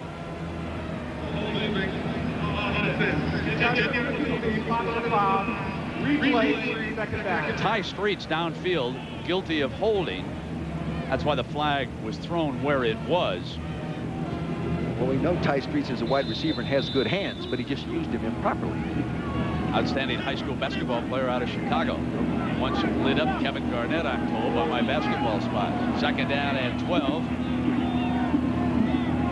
And Woodson, the motion receiver, is going to get it. Woodson makes the turn at the 15 to the 13. Is he Mr. Excitement or what? If he'd have stayed outside, he might have put the ball in the end zone. You know, he doesn't get to carry the ball very often, but his rushing average is unbelievable. It's 35.3 yards per attempt. Give it to him more often. But if he'd have stayed outside on that one, I think he had it. Boyd Carr getting more excited, gaining more confidence in this offense. I think he's allowing him to open up. Brooks, a young freshman there, doing a real good job. Left-hand corner of your screen is sticking and staying. Good job. 3rd and 1. Behind the H-back, Howard cuts off that block. And let's see if he gets the first down. While we do that, John Saunders, how about the Cornhuskers against the Sooners? Brent, they had the big lead at halftime. And here on 3rd and 6, Eric Moore is picked off by Ralph Brown. Now he takes off, picks up a couple of blocks early. Looks like he's got an easy lane to the end zone, but cuts back. And then watch Jamel Williams at the end of the play. Right there, that last block, that frees him up. Touchdown, 24-0, 84 yards on the return. Well, John, Dick and I both think Nebraska's as good as any team in the country, despite that early loss to Arizona State. We have seen the Cornhuskers, and we have seen Arizona State. We wouldn't bet on Arizona State winning a rematch, would we, Coach? No, I would not. But hey, when you only play once, that's when it counts. There's Stan Parrish, the quarterback coach. Back over to Nick Saban, got his arms crossed. In game day, he doesn't get involved in calling the offense and defense. He just makes all the rules. Tells them when they can go for something in different situations. So it's a first down for the Wolverines at the 13-yard line. Howard on the toss play is going to throw the halfback back to drives by. Incomplete. In the game plan, they finally used it, and it was incomplete. That does remind me of Jake Plummer. That was the big pass he caught on the throwback, and then he beat UCLA as he wove his way into the end zone. They toss it back. See, and this is tough, especially if you're man-to-man coverage, because you don't have anybody assigned to cover the quarterback. Actually, if he'd have gone outside a little bit wider, he might have been able to get there. But they ended up being in a zone coverage, and that left Ray Hill standing at home. Howard, the lone running back. Butterfield starts in motion. Clears the formation to the right now. Howard, jitterbug, steps, runs for a touchdown. This is easy. Damon Denson did an unbelievable job on that one, Brett. He pulled out from his left guard position, and he kicked out, meaning he trapped inside out on the defender coming upfield, and there was a hole in there you could drive a truck through. Nice offensive guard play by Damon Denson. And Mr. Howard, when he sees that end zone, he can get it today. They're 3 for 3 for touchdowns from inside the red zone. Well, let me go back to the statistic we gave you at the very top of the broadcast. And remember, in each of the last 7 times that Michigan State beat Michigan, as they did last year, the Wolverines have snapped right back and won the next outing.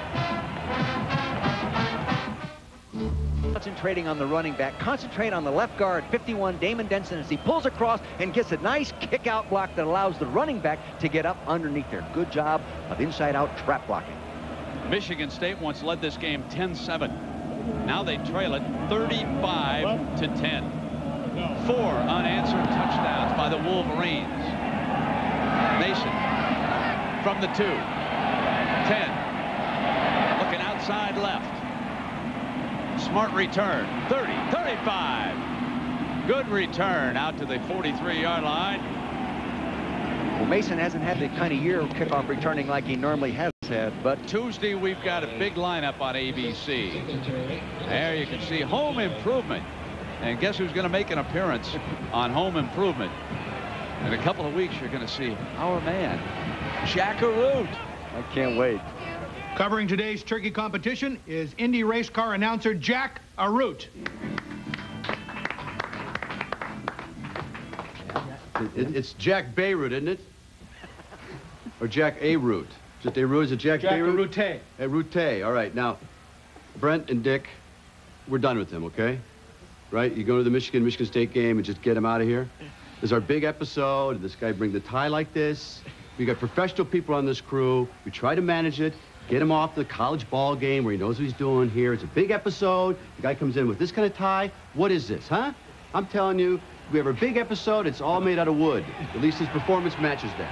Anyway, hope the game this Saturday works out well for you. Thanks. Get him out of here. Oh, Rudy, get off that set, kid. Come on, get on back here to Ann Arbor. There we. Hey, look. Brought it back for you guys. You don't blame me for being upset. I don't think so, Brent. Hey, Jack, while we were watching you do your thing out in Hollywood, there was a 15-yard penalty, and the ball has been brought down inside the 40-yard line. So we've got a second down now and 10. So personal foul after the kickoff, and you can watch Jack Arute on Home Improvement prior to Thanksgiving, the Tuesday before. Schultz. Battle for the ball. Michigan State's got it at the 5-yard line. I thought it was dual possession down there, and that must be what it was. There's Mason coming out. He returned the kickoff, drew the penalty. Now he makes the circus catch. They rushed everybody, so they had a man-to-man coverage situation at the top of your screen. Now here it is. How he came down with this ball between those guys. Excellent throw right on the money, and good timing by Mason to go up and take it away. My gosh, that was a nice play. Watch for the freshman sensation, Irvin. In now at tailback behind the fullback on first down. Here he comes. A couple of yards. It'll be second and goal. He's the kind of guy, when you give him the ball and keep the line of scrimmage clean, meaning you don't allow any penetration, he can find a place to run, and he can change direction so quickly. And just to think he's going to be carrying the ball for 3 more years as a Spartan. Now goal line defense in for Michigan as Fuzel replaces the lighter Bowens. Irons passes the play call along, and they'll sit down now in goal line. They'll try to plug the gaps with the big bodies. And Schultz rolling right in a foot race, needs to find an open man, throws it incomplete. Nobody was there. Well, Glenn Steele, number 81, did a good job of getting underneath the lead fullback's block, Garrett Gould, and that forced him to really get running. Steele chased him. Here he is, a big guy. See, they run him outside like that to give him time, but he didn't get any time because Steele beat the block. Good job by Glenn Steele. Junior, he'll be back. In fact, there's only 3 seniors on this defense starting. Third and goal, and the freshman returns. He had left the field momentarily, and now Irvin is in the backfield, and he will now slot to the right, and timeout is called. It came in late. That substitution arrived on the field late, and Schultz, using a timeout, goes over to the Michigan State sideline. 7:32 remain in the third quarter. We've got a timeout. Left knee, but that makes it somewhat easier for the defense in goal line situations. You would not expect a quarterback draw or the quarterback to run it because of that earlier surgery. On third and goal, he'll run Irvin off the block into the end zone for the Spartans. They scored a week ago on that same play. That was big for Roselle out of 6'7", 325 pounds, a right tackle pulling across and trap blocking. Real good job, and they were thinking 2 plays to score. They weren't thinking about going for a field goal down here. Good call, good change up. But I'm surprised it surprised the Michigan defense because I saw them do it on game tape a week ago.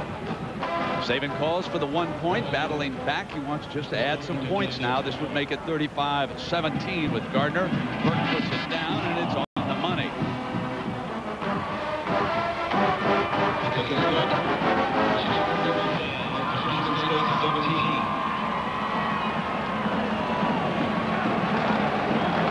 Coming right at my pound tackle, and I asked him about what play that he loves to run most. And he says, you know, Coach, I love the tackle trap because I like to hit somebody when they don't know when I'm coming. Ambush. Ambush. Butterfield and Shaw back deep. Ball is on the tee. It's somewhat crooked angle here from Gardner. You never know how these kickers like that thing teed up.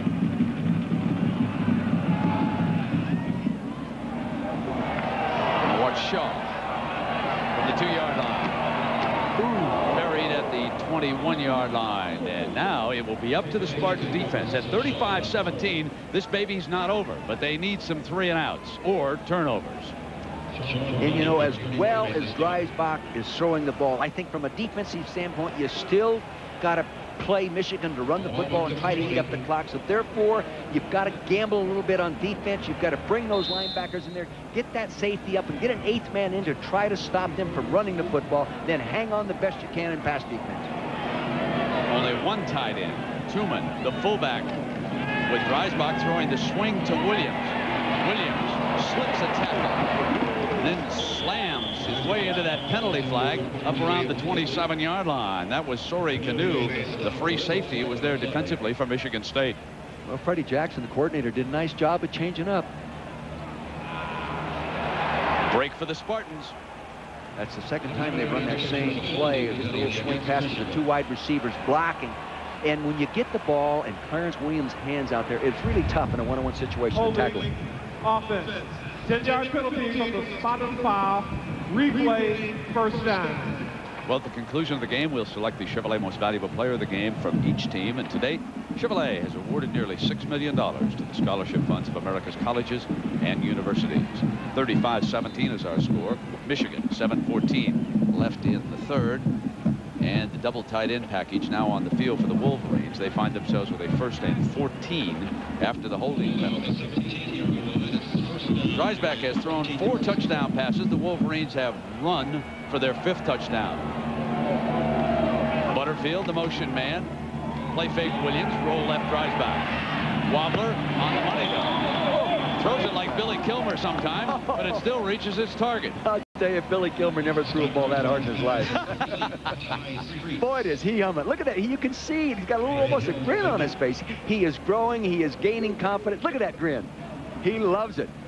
Waggle action gave this receiver time to get downfield, push him deep, take him up, and then he comes back. Old Sid Gilman would love to see that wide receiver try street run that comeback. It's been a long afternoon for junior cornerback Ray Hill over there on that corner.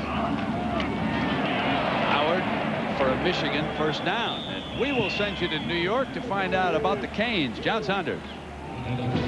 Starting to open up some room against the Owls. Ed Guerin-James flips it back to Ryan Clement. 43 yards to Tony Gator. A little trickery, a little touchdown. 41-20 is the score right now. Brent. Flea flickers against Temple. Who needs a flea flicker against Temple?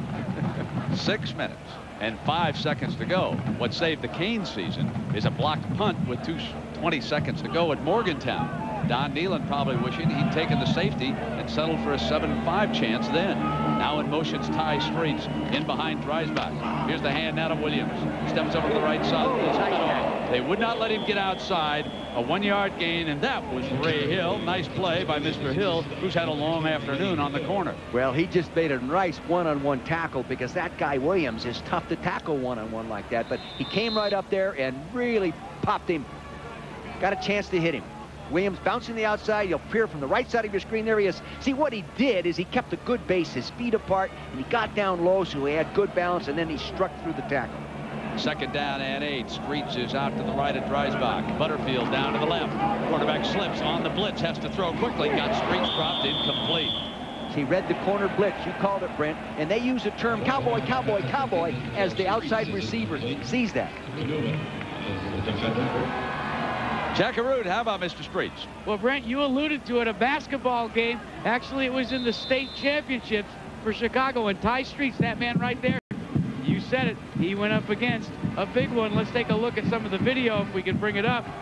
Kevin Garnett, he played against Kevin Garnett, and he upset Garnett's heavily favored Farragut Academy. We enjoyed the video up here, Jack. 3rd down. He must have taken it to the home improvement set. Here comes Williams, stepping onto the right-hand side now, and down at the 40-yard line. You know, sometimes you can have a little bit too much jitterbug in your run style that time. 3rd, and that situation like that, it looked like he had a hole to his left side there, and he bounced away from the hole rather than attacking and getting it up there for the 1st down. That was a big defensive stand for these Spartans now. And they will send a double safety back deep. Derek Mason returned a 70-yarder for a touchdown. And Marvin Wright also goes back. Mason makes the fair catch at the 23-yard line. And so Michigan State will have the ball there, trailing 35-17. Marquette, Michigan. In the heart of Copper Country, the Upper Peninsula. We're proud to have them on our college football team. So welcome aboard, WBKP. Now, first down. Here comes the running play for Michigan State. They open up with Goulburn. Well, we mentioned is that Jack Arute had gone on to the trouble of researching this basketball game with Streets against Garnett. And it was a monster down in Champaign. And Ty Streets, who is now the ace wide receiver of the Wolverines, he had a field day offensively and defensively against Kevin Garnett, who now plays with the Timberwolves in the NBA. So now it is second and down. And this is Irvin, the freshman, slashes on a cut out to the 34-yard line. And let's go back to John Saunders and check in on Nebraska. Big lead over Oklahoma, and here comes Scott Frost. 41 yards. He hooks up with Lance Brown. Touchdown for Lance Brown. Touchdown for Ralph Brown. Field goal from Chris Brown. And a touchdown from Ahman Green. So the big red machine has Oklahoma singing the blues. Back to you. Oh, thanks, Sean. It's poetic on that route today. Now on first down. Schultz back in the pocket. Good block for the left side. He tried to hit Mason, who was out of bounds. See, from a defensive standpoint right now, Greg Madison, the coordinator, he doesn't have to take any chances. He just has to make sure he doesn't give them up any one big play. If they do score, make it go the long way. And Carr, see, you haven't heard his name many times in pass rush. You know why? They're doubling him. They got a center and a guard. Here's Beard on him. And, you know, as good as he is, it's tough to beat two people. I'll be surprised if they don't move him out of that position and put him over on the offensive guard, which I know is in the game plan. Dick, this Michigan defense gives them a chance against any team in the country. No question. I think they're as good as any defense we've seen. Not quite as flashy, but every bit as solid. Late movement by the Wolverines. Irvin cuts back into daylight now, and he is pushed out of bounds short of the 40-yard line. A penalty flag comes down. Words exchanged over there between Steele and Irvin as they are out of bounds on the Michigan sideline. Greg Steele has been a factor in this football game, both as a pass rusher and an upfield push guy. Not so much sacking the quarterback, but up there pressuring and playing the run. And also on the quarterback rollouts, we've called his name a number of times. Steele's doing a good job. Now I think they're debating whether he hit him out of bounds. Madison, the defensive coordinator, right there with a headset on. He wants to get involved in the decision. Yeah. Coaches will not approve of Steele's behavior if this results in a 15-yard penalty here with this big lead. Dead ball. Unsportsmanlike conduct on a substitute for an elbow against the runner. That's a 15-yard penalty from the end of the run. Automatic first down. Someone from the sideline got involved when he ran out of bounds. Now 81. 81 right in the middle of your screen. Steele. Looked like he was just protecting himself. Yeah, I don't think that's a good call. He's normally playing. Yeah. You know, that was his reaction. Here comes the running back. Yeah, I don't know. He had to protect himself. Here he is, ladies and gentlemen, left side of your screen. Boom. He had to protect it. He wasn't going to give up, you know. What do you think, folks? Do you think he kind of led with the right shoulder, protecting himself? You be the judge. First down and 10. Here now is Irvin, and he is jammed at the line of scrimmage. Makes it 2nd and 10. No gain, and a penalty flag comes down. There was a wrestling match going on, and Sam Sword was brought down to the turf late. The intensity is growing out there, and that time they ran a strong safety blitz, and they had 8 people defense in that running play. Dead ball, personal foul on the defense. On the defense? Correction. I think it's on the Oh, yeah. That's a correction. That's a dead ball, personal foul on the offense. It's nice to know that 15-yard penalty. they are human. It's 2nd down. Lloyd Carr feels a little better about that. Nick, not so.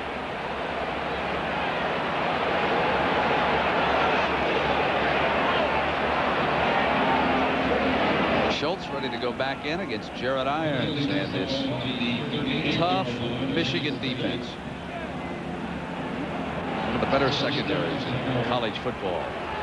Irons, the ringleader, playing with an injured right ankle and turf toe. Goulbourne offset to the left. Schultz overthrows the intended receiver. Well, it's about that time of day when we check in to find out what the Burger King play of the day is, John. It is the Burger King update here, and it comes from Minnesota, Ohio State. Joe Germain in at quarterback. Hooks up with Matt Calhoun, 7 yards in the touchdown, and the Buckeyes now lead by 17, although they have struggled in this game. Brent. Speaking of accurate throwing quarterback. Yeah, Germain is very accurate. Make it third down. 25. Schultz. Middle deep. Long. Bust free, but he overthrows him. He busted free, like you said, but and it should never happen in a third and long situation like that. Third in the world to go, and they allow him to get behind. They had very good pass protection that time. Offensive line doing a nice job of picking up the defensive line cross charges. Good coaching there by Jim Bowman, the offensive line coach of Michigan State. Chuck Winters back deep. You would think that Michigan would set a return here. Not risk running into Edinger, but let's see.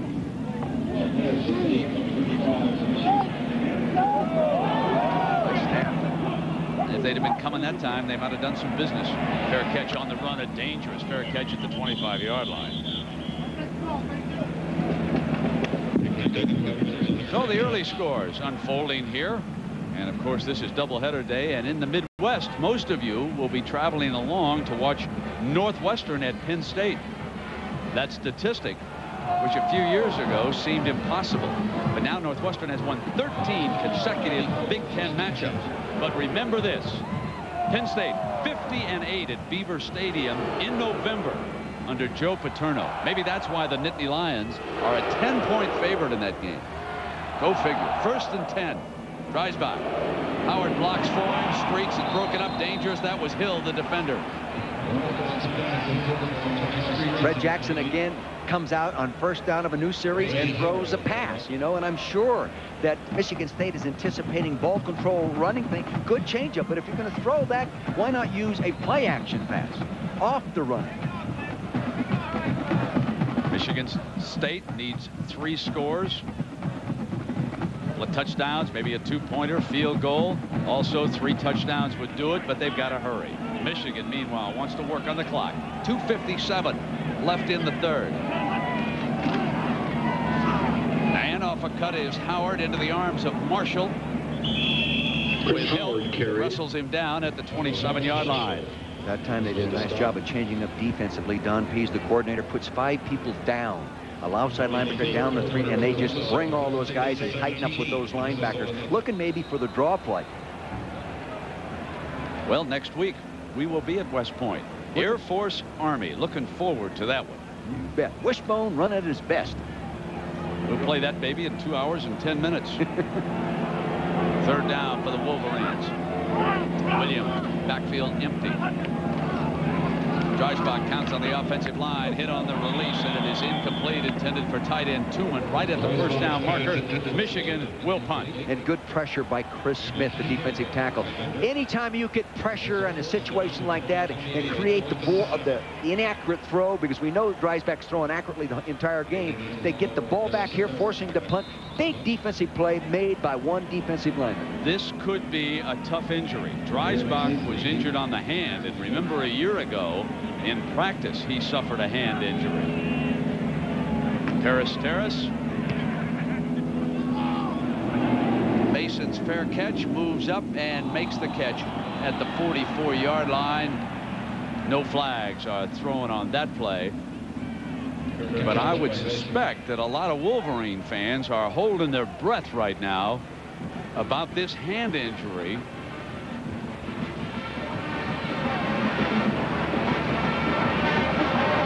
Doesn't appear to be That's too that bad. thumb, isn't it? Wasn't that right thumb he was grabbing there? It looked like it. Jack Arute is hustling over, man, coming through the end zone. Look at Jack. We're timing you, Jack. Get there a little quicker. Without a doubt. The quickest on-course man, huh? First down. Schultz off to the right, and Irvin, the freshman, makes a move, still on his feet, down at the 47-yard line, and Jared Irons defended him. You know who got in on that play? Nose tackle, Mr. Carr, Will Carr, 96. He was doubled on the line of scrimmage, so frustrated when they threw the ball. He found someone he could hit, but he had to run 25 yards to get there. Good hustle, Will Carr. Second down and 6 for the Spartans. Inside of 2 minutes. Mason split out to the left. Long with his speed is the slot man. He flares Irvin. Now he'll come underneath, incomplete. Mason was standing there and they could not connect as Schultz was hit late and the ball was deflected. Well, that was Will Carr that got there late. But see, he held the ball for so long because the coverage took it away. There's Carr, number 96. This time he's getting just a little bit help, but he just keeps hustling. He's on Brian Masala, number 63. And the fact that Schultz had to hold the ball got him there. Third down for the Spartans. Play comes in now from the sideline. Goldburn checked in as the running back. Irvin being used as a receiver. Kerr, the tight end. Bowens. Time. Diving. Good. Mason. First down for the Spartans inside the 45-yard line, and with Woodson hanging on him, Mason made a heck of a catch. You know, and Michigan did a real good job of disguising their intentions. They showed a zone, then walked up late and went tight man-to-man, as we see on the screen. See, they're getting real pressure, those receivers are. But good protection allowed him to throw it, and as he threw it, he got hit and knocked on his back by Steele. Real good job by Todd Schultz. Nice job by Schultz. Here he is. You'll see the hit right after he throws the ball. Bow! Down he goes. Good job by Schultz. First and 10 for the Wolverine 44-yard line. Irvin cut back right, slipping, and reaches for 3 yards. Jackaroo, what's up now with Scott Dreisbach? Well, it was a big scare, Brent, but no big problem. Scott Dreisbach, his throwing hand, again, jammed the thumb back. Now, that was the one that he injured his thumb with before. But this is kind of fun. You see this? We've got a fellow here that's going to not let us take a look at Scott Dreisbach. Well, we got the explanation from the sideline. Good thing he kept it clean. Second down, they set the screen, and it is Goldburn inside the 40 to the 39-yard line, short of the first down. See, he made a mistake. He had the screen out there, Brent, but he ran outside the lead blocker. If he'd have gone up inside him, he had a chance to make it work. So the final 10 seconds here of the third quarter ticking away. 35-17. Michigan leading. And 15 minutes to go.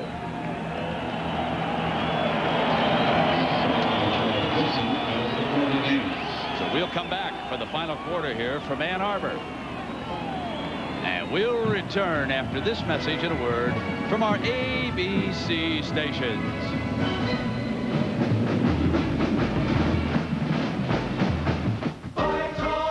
15 minutes to go, and Michigan State trailing 35-17. This is a 3rd and 5. At this point, trailing 18, you would think that the Spartan coaching staff would have decided 2 downs to get the first down.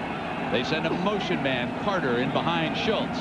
Run the delay. Only need 1 first down. Irvin's got it at the 33-yard line. That was that big tackle trap that they scored on early in the ball game. Fazell does it awfully well. He moves amazingly well for a 325-pound, 6'7" man. See, pressure defense. They're going to bring those ends upfield. That's what you have to do on 3rd down situation. A good change-up call right there by Gary Tranquil. The Spartans need a quick score in this situation and a successful 2-point conversion. Slot formation. It's slotted over to the left. They'll run Irvin, the freshman, again. And he is cut off by Bowens with a beautiful tackle. 2nd and 10. Good defensive line play that pushed the play to the sideline so those guys in blue and gold could pursue inside out and make the play.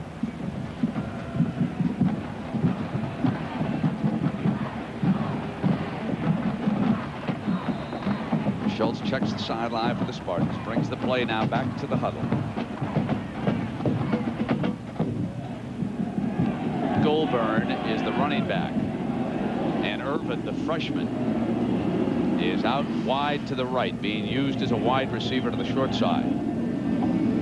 Long is the motion man. Schultz gets his time, middle, and he's got his wide receiver Mason again at the 26-yard line. See, that kind of motion, you change the strength of the formation from one side to the other. You loosen up the defense a little bit. They tried to throw that delay underneath. They got it completed, but good converging techniques by the defense. They don't allow them to make that first down. Here's Mr. Steele getting after him again. They're not going to let him up. That might be a little bit late. Knockdown's a key thing for the Wolverine defenders against Schultz today. 2 to make the first down. Schultz, and it is picked up. Fires incomplete, overthrew, and number 41, Tommy Hendricks, the talented freshman nickel man, picked up the coverage on the slot man and did the job just as the coaches have been raving about this freshman. That tight bump and run coverage is really tough on wide receivers, especially in college ball, because you don't see it week in and week out. But that type of coverage right there throws the rhythm off between the quarterback and the receiver. It was a good call, good changeup by Michigan defensive people. Hard to throw it accurately. Barring a collapse by the Wolverines, this is a huge 4th down for the Spartans. 4th and 4. They need to get inside the 22-yard line.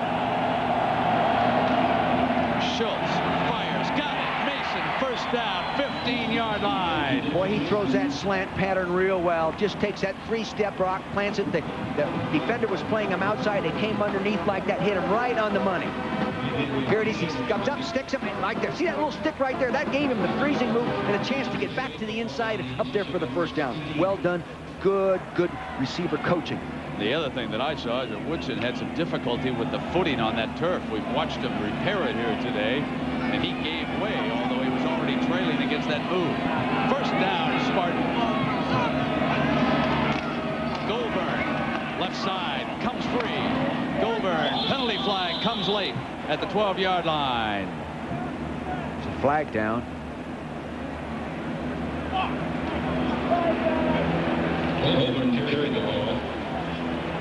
This time the face mask is picked up. You know, they're taking the running backs. Cedric Urban is flankering them out, Brent, as a wide receiver, and that's putting him in a one-on-one situation with the defensive back. Defense. 5-yard penalty from the end of the run. 2nd down. And he's backed off there like that. I get him the football. There's Urban. He's a fine receiver. Came into the ball game with 29 receptions. But a 2nd and 1 with the ball at the 7-yard line. Urban, the lone running back. Strong to the left side, but they bring Carter back through the formation to the right. Urban, first down, still going. Just short of the 5-yard line. Every once in a while, defensively, you jump your punts around. Sometimes you move it correctly. Sometimes you move it incorrectly. That time, they moved it away from the point of attack. Fortunately, there was some penetration that didn't work, but there was a hole there. Nick Saban and his staff, they need to divide this quarter into 3s. Each 5 minutes, they're going to need to ring one up, which means they're going to need some stops. And this time, the coaches, if they look at the chart that Dick Vermeil keeps, they should be thinking 2 already if they score on this one. Trailing by 18 now. They bring it up to the line of scrimmage. It's first down and goal. Urban now points out.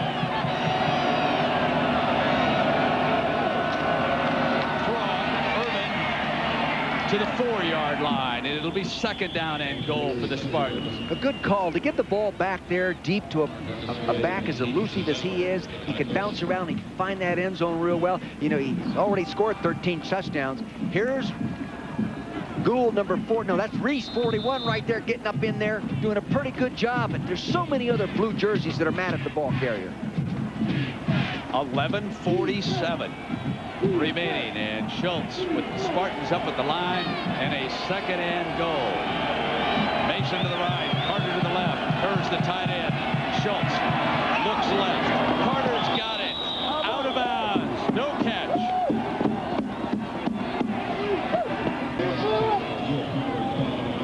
And the Marshmallows come flying into that corner. I hope Jack Arute was not arrested down there in that I know it. Huh? I'll tell you, he was hot. He was hot. He's our wheelman to the airport. I know. No, we can't have him getting in trouble, Coach. Yeah, I know it. He just threw this ball a little bit late. That's why I will put up bail, Jack. Oh, hey, speak for yourself, buddy. Maybe he's got a fallback job now with Home Improvement. So it didn't sound like they liked him. Maybe he wants to leave us, huh? 3rd down and goal. Long and timeout. They use up a timeout, and when you're in a catch-up mode, that's costly. We'll take a break. We're back right now. It is 3rd and goal for the Spartans. 2 to make a touchdown and then go for the 2-point conversion. Carter, number 81, steps in motion to the right side of the formation. They now go to split backs. Irvin's off to the left, and now he comes in motion. Schultz rolls in that direction. Schultz fires. Got an open man. Touchdown, Carter. And the Spartans now must be thinking of the 2-point play to use in this situation. Well, but wait a minute. Hold on. I think I see Gardner. They're going to wait until the next one. I don't agree with it, but you know what has changed the 2-point rule, and especially looking at the computer form, is the overtime principle. You know, it changes your thinking just a little bit of when you do it. I think they ought to go for it. So here's Gardner. Every point important as the Spartans continue. He pulled it to the left. Missed it to the left. Oh, baby, what a miss. Watch this catch by Carter. But the extra point is missed. College football on ABC Sports brought to you by Ford and your Ford dealer. Have you driven a Ford lately? Dr. Pepper and your local Dr. Pepper bottler. Dr. Pepper is just what the doctor ordered. Econo Lodge and Burger King, where you could get your burger's worth. 35-23. And the Wags were still buzzing about why Michigan State didn't go for the 2. This is Butterfield on the return for the Wolverines. Has it out at right side. 30, 35, foot race. Look out. Butterfield explodes across midfield to the 40-yard line. Tyrone Butterfield.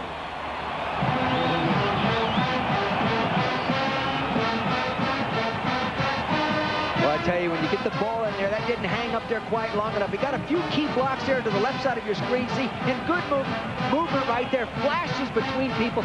White jerseys not coming to bounce, attacking blockers properly. He flushes to the outside. The punter has to, kickoff man has to push him out of bounds. Now Dreisbach brings the Wolverine offense up to the line of scrimmage. 11-18 to kill after a 15-play touchdown drive for the Spartans. The extra point is wide left. Williams to the 31. Dick, the question I have, and you were the first person I ever saw. See this chart right here, folks, that Dick has? It tells coaches what to do in that situation. What did it say Michigan State should have done? It said go for 2. That's exactly what it said. And I think maybe they're thinking that, you know, if they go for 2 and make it, then they're down by 11, and they score and go for 2 and make it then, and a field goal ties the football game up, as you can see right here. Go for 2 at 2, 5, 9, and a minus 12 right there, or even 16 go for 2. Thinking different than the card thinks. It's his prerogative. You bet. He'll go for 2 next time. Williams. And a beautiful defensive play by Chris Smith. Yes, and he's a fine football player. He's a empty the bucket on every snap type guy. When you study on film, and you watch him on the practice field, he doesn't know what a slow step is all about. He's a senior, one of the 2 seniors starting on that defense. This is a very young football team over there.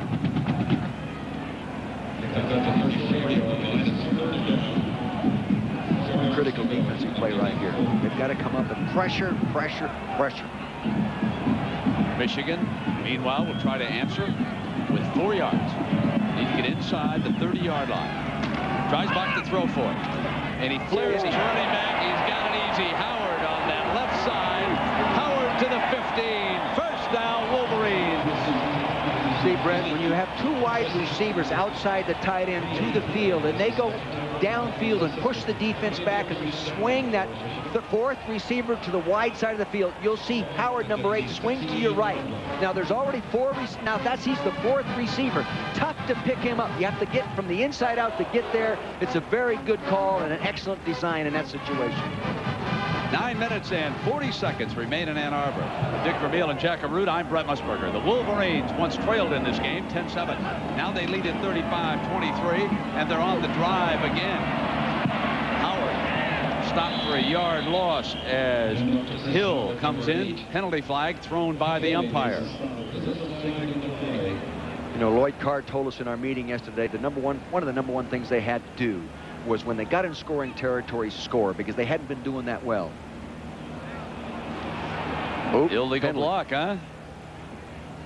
So far today, it's 3 for 3 inside the red zone. Well, that's what's coming up next, and certainly many of you in the Midwest will be watching Northwestern at Penn State. Northwestern has won 13 in a row in the Big Ten, but Joe Paterno at Beaver Stadium in November, since he's been coach. Crackback clock below the waist on the offense. 15-yard penalty from the end of the run. Replay, first down. We think I thought about Joe Paterno, Beaver Stadium in November. 50-8 is his record.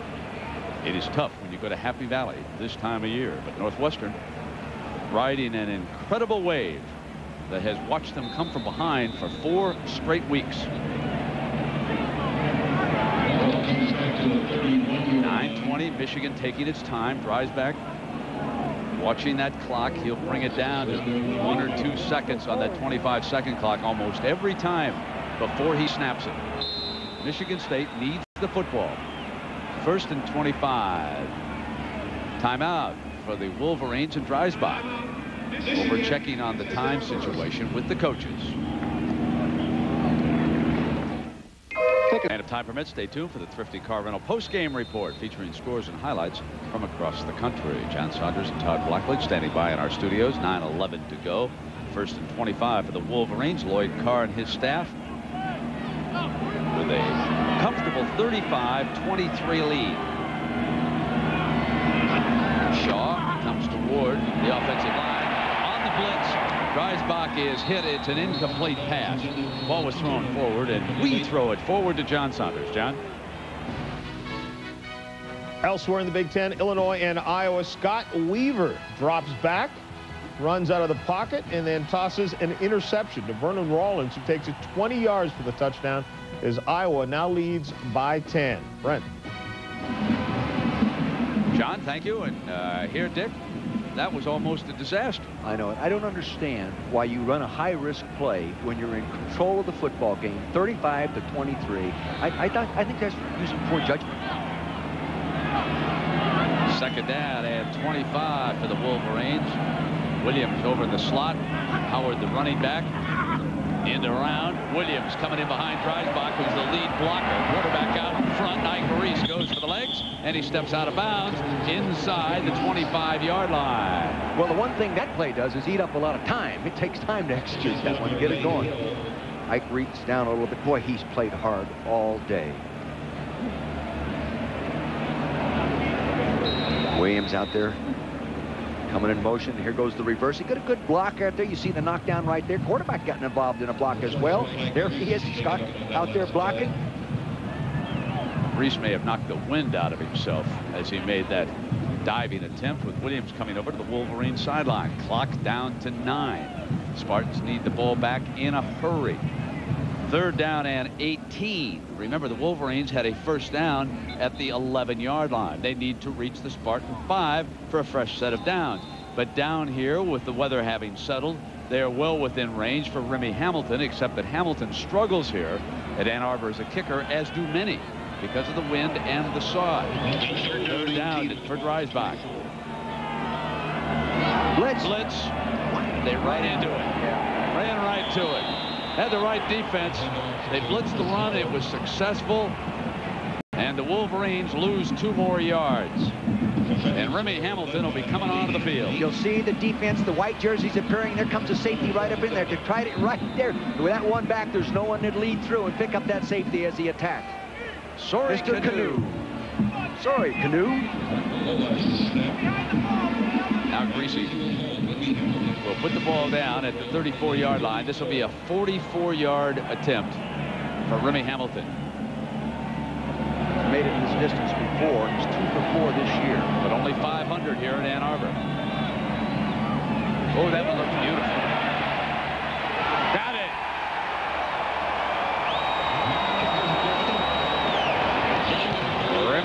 Mason puts 3 more on the board. And the Wolverines' lead is looking real comfortable now. My name is John. Dick, there was a stunning turnover sequence there in the final seconds of the first half. That was a ball game here. Oh my, it's the difference. And I've only seen one college game since I've been broadcasting go like that, and that was Penn State years ago against Boston College, and Boston College did it to Penn State. There is that short, high kickoff by Feely, fielded at the 12-yard line, and they put Irvin over there, it looks like. That's who that was. That was Cedric Irvin at the 25. Well, these are the sights and sounds of a big Michigan afternoon in the Big House.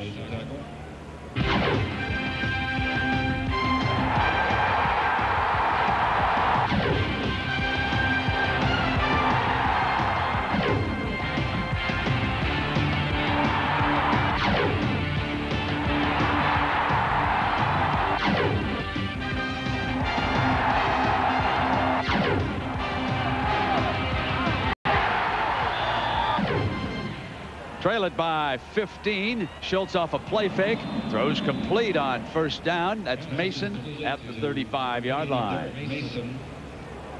Todd Schultz has really been impressive in some of these throws. He has to throw right to the exact spot to get the completion.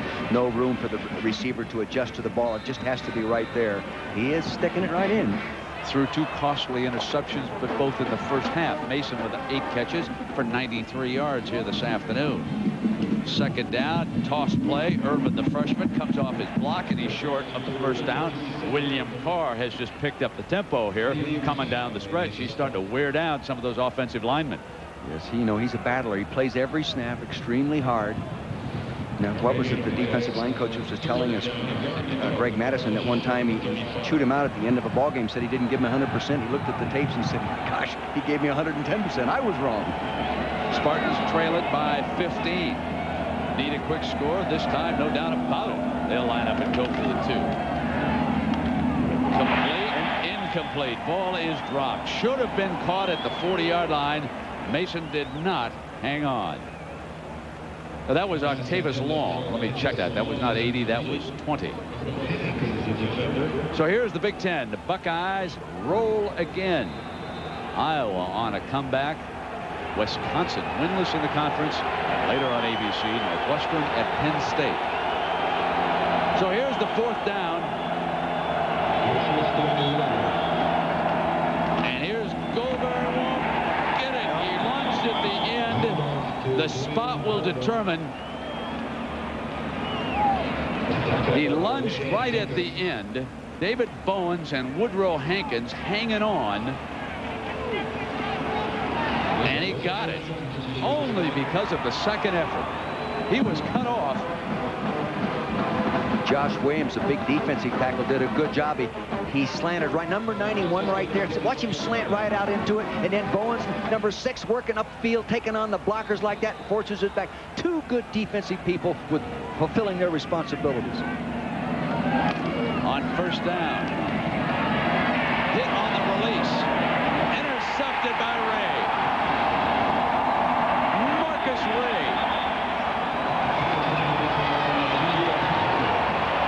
That's Marcus Ray's first career interception. Second of the day. Might be the first or second half. That's right. Came into the game with 0. Having a big game. Real student, as I said, in studying game tapes, sitting back there doing what he's supposed to do. And Schultz was under pressure when he threw this ball. He sets up, he knows he's got to hurry, here comes Steele, and wham, right there, Mr. Bowens comes in and gives him a shot, number 6. 3 interceptions. And Ray over there with the coaching staff turns in a huge afternoon for the Wolverines. Williams and the Wolverines go to work on the clock. 6.5 minutes. Lead it by 15. They'll milk the 25 down to a couple of seconds and then take the snap. An impressive triumph here by the Wolverines. They fell behind early, and then 2 turnovers in the closing 20 seconds of the first half, and Lloyd Carr's team was in business. Lloyd Carr starting to breathe just a little bit better right now. I sensed yesterday that he was a little bit uptight, a little bit concerned about this football game.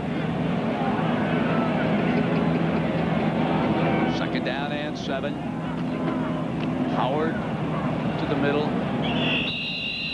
3rd down, perhaps 4 yards to go. Clock inside of 6 minutes. And the Michigan State winning streak comes to an end here in Ann Arbor. And again, we'll go back to that statistic at the top of the day. The last 7 times that Michigan has lost to Michigan State, and last year was one of them, they have always come back and won. This will make it 8 straight times that they have answered a defeat at the hands of their arch rival by a victory the following season. You can't beat an inferior team by turning the ball over 4 times and being -4. There's just no way. You go back to that great Spartan team in the mid-60s, or you can find back-to-back. Runs by Woodson, knocked out of bounds and pounded. That was Sori Kanu came over. Good safety play. That ball was thrown high in the air, It hung up there, and that gave that safety time to close. Mr. 6, Mr. Kanu, see, reading the quarterback. See the jump he got at, and he pumped in that same direction he wanted to throw, because he used a little out move right there. Actually hit him right for the face mask. It wasn't defended. It hit him right in the face mask. See that? Right in the helmet. Ryan Greasy to pooch punt again. Dropped one down at the 5-yard line here early in this game. May have caught the breeze this time. Coming out on the 20. Brian Greasy goes into the end zone for a touchback. Michigan State the football away at the 20. Well, this is tomorrow at 2 Eastern time on the network. The Thrifty Car Rental Skate America International. Again, 1 right here in the Central Time Zone. And then Merrill Lynch Shootout. That's from Bermuda. And that is 4 Eastern time. 5:13 left.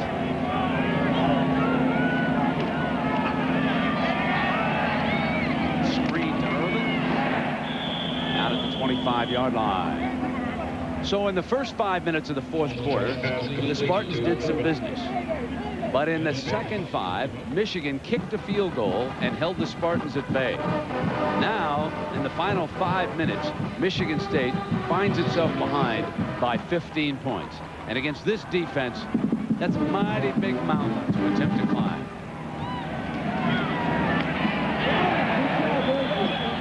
And getting bigger. Yeah, and a real good pressure by true freshman Tommy Hendricks that came in there off. He was lined up out on the slot and then came off there, and the coverage moved over. And when he moved up in there to rush, the coverage came over and compensated for the area that he left. And he deflected the football. There he comes. Left side of your screen. There he is. He was knocked down. He got up, and there he got his right hand on the ball. Real good effort by young Tommy Hendricks. Watching Michigan here today makes you even more impressed with Northwestern, whom you will watch later against Penn State.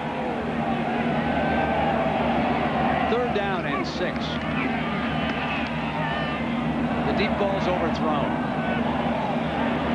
4th down coming up. Well, they went ahead and tried to take advantage of that one-on-one situation. That the running back out there like that, no help, but just throw it. Actually, good coverage through that time by Hankins. Tough afternoon for Saban and his staff. Starting to be a relaxing one for Carr and his. The big one still ahead for Ohio State, and that's when the Wolverines come to Columbus. This time they come marching in without Biaka Batuka. The Buckeyes and their fans better not be overconfident, because there are still weapons galore on this Michigan team. Schultz middle throws another interception, picked off by Copenhaver. Copenhaver is out of bounds at the 20-yard line. There's the penalty flag thrown at the trombone player. Trombone player got out of line over there and obviously took his horn for the interceptor. You got to be careful of that band. You know, we've warned you guys over there. Losing his concentration right now. Time to throw the ball initially. He sets up. Now the Steele comes in there and he throws it. There's no white jerseys there. Absolutely none. Losing his poise, losing his concentration, showing that he's only played as a starter 7 football games. 4 interceptions and 1 fumble. Oh,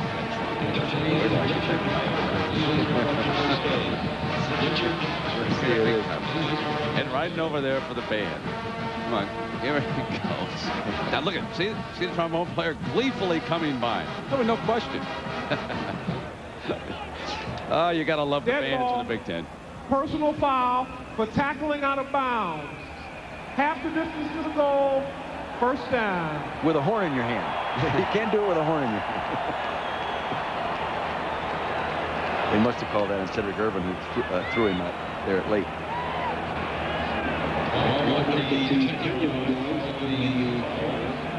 4:26 remaining. Shaw dashes in motion behind Dry's box. They didn't need the trombone player that time. No, they didn't. Lamar Marshall was blitzing off the corner. Number 29. He had been a starter, and then they replaced him today with Marvin Wright, showing that he's a little bit concerned. He comes flying into the right side of your screen. He'll flash in there, flew in there, and the blocker could not get there quick enough to stop him from getting to the ball carrier. Well, the Wolverines should enjoy their post-game pizza down at the Cottage Inn. We did ours. They can take their vouchers in there. And Lorenzo Vieira Patron will take good care of the fellas down there. No wonder they're so big, these offensive linemen. Well, I think that's why Arute was so fired up. Those carbohydrates from those pizza last night. He's still, you know, pumping a little energy now. 38-23. Howard's free. Touchdown, Michigan. That's his second of the day.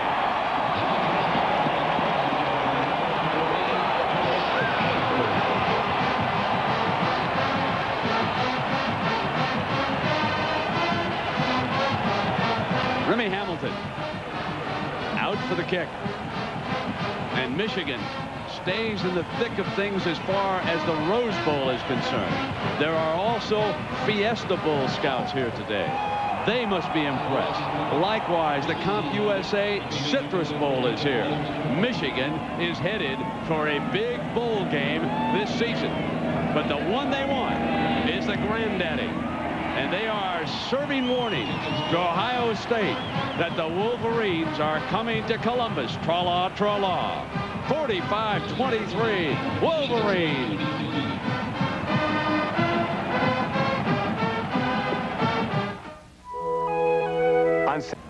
Arizona State hoping to reach Pasadena unbeaten. They should be able to handle Oregon State on the road. Of course, those are all later today. There's that pooch kick. It's been successful. The 21-yard line. They keep it out of Mason's hands. And from the 35, the Spartans will put it in play. And the headlines tomorrow might as well read, 4 turnovers doom Spartans. 4 interceptions, 1 fumble. Let's see. That adds up to 5, right?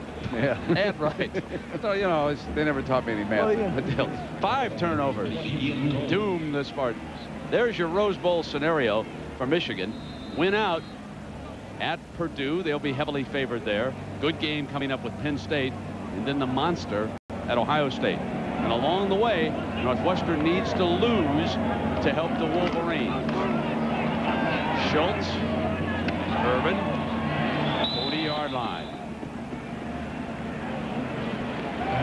Copenhagen, they're defensively 315. All right, Dick, we have seen Florida State's defense. We have seen Nebraska's defense.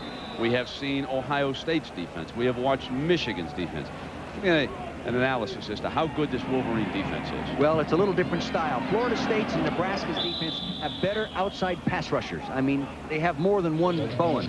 They have 2 on, you know, and they have a third backup guy that can come in and rush. I think maybe a little bit overall more team speed at Nebraska and Florida State on defense. But this is a very solid defense, and I think through 4 quarters at the end of a football game, you play this defense. If your offense doesn't turn it over, the opponent isn't going to score many football points. That's all there is to it. They're as good as those other people. Shotgun here, the closing minutes of this ball game. Schultz goes deep, got a man down there, and it's Mason, reaches for the pylon out at the 1-yard line. 1st and goal, Michigan State. And he went by the #1 defender, Mr. Woodson. A little relaxed, maybe lose your concentration a little bit, not thinking technique. Shotgun has plenty of time. They pick up the stunts inside. He throws it high. What a nice arm this young man has. Much stronger arm than I had anticipated. Saw him last year, remember, when he beat Boston College in his first start. 45 yards for Mason, who has scored, gives him a good day. 10 catches, 151 yards, and that score. Fullback for the 6. They bring Reese through, number 41. That's a surprise because the fullbacks in their offense don't carry the ball very much. They carried it 13 times between the two of them coming in here. That's a little changer when you give it to them down there. You know, in my coaching experience, I've always felt this way. If I threw one more interception than my opponent did, so I was -1 interception, I was going to lose 3 out of 4 times. It just really,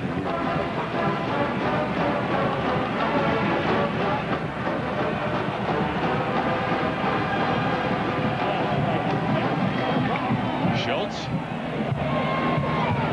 Incomplete. He threw it to the wrong guy. He really did.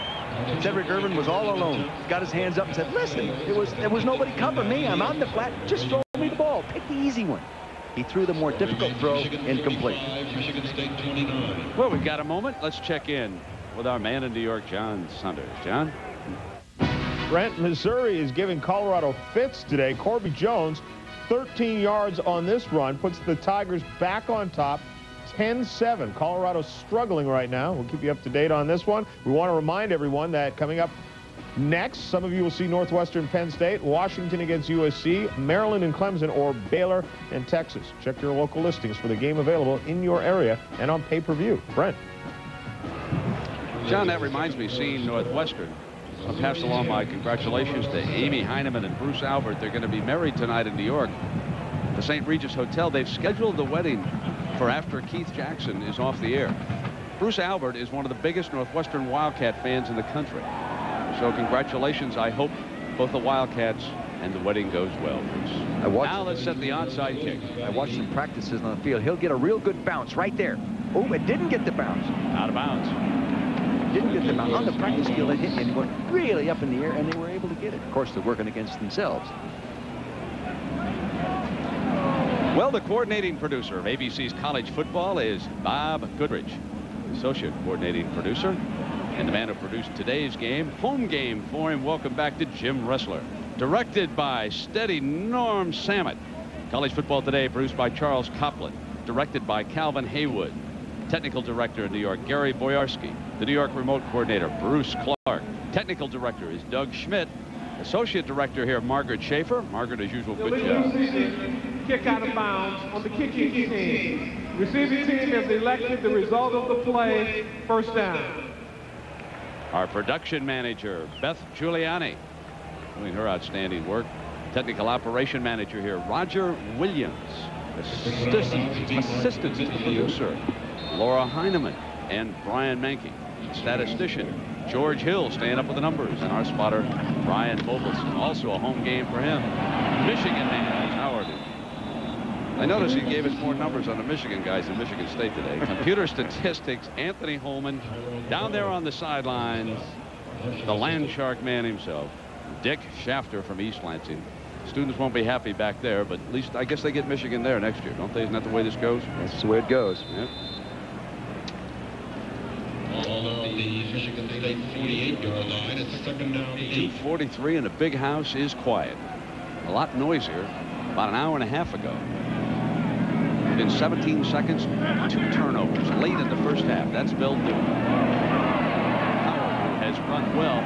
I would guess he's up, George, around 100 yards. There has not been a 100-yard rusher against Michigan State this year. And our Chevrolet players of this game, Derek Mason, had a fine game for Michigan State. Scott Dreisbach got those 4 touchdown passes in the first half. 24 carries for 100 yards for Chris Howard. He is the first running back this year to rush for 100 yards against this Michigan State defense. You know, and he had 127 yards last week in 12 carries against Minnesota. So he has 2 fine games back to back. So as soon as we finish. Off we go. Northwestern, Penn State, Washington, SC, Maryland, Clemson, Baylor against Texas. Williams working on that clock. Jimmy Bond, Howard's play that he went for 100 yards on was a counter play to the left. It's the first time they've run the play to the left all day. Now they just try it 2 times in a row and it doesn't work. But I've been waiting for him to run it back in the other direction. There's the situation in the Big Ten. Buckeyes roll over Minnesota. Another sluggish start. Better not start slowly against the Wolverines. Looking for its first win in the Big Ten. Wisconsin on the comeback this week.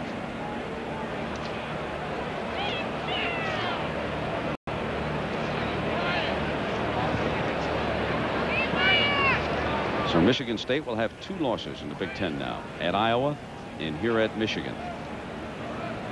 Nick Saban told me that in Iowa, when they lost Iowa, that loss helped their football team mature because they came back and they started preparing with better concentration and working with better work habits. And he said we grew from there. Michigan State drops to 4-2. Still battling to get a bowl spot, but Michigan in that drive and trying to get to Pasadena. They'll need help. And they'll need a win in Columbus. That won't be easy.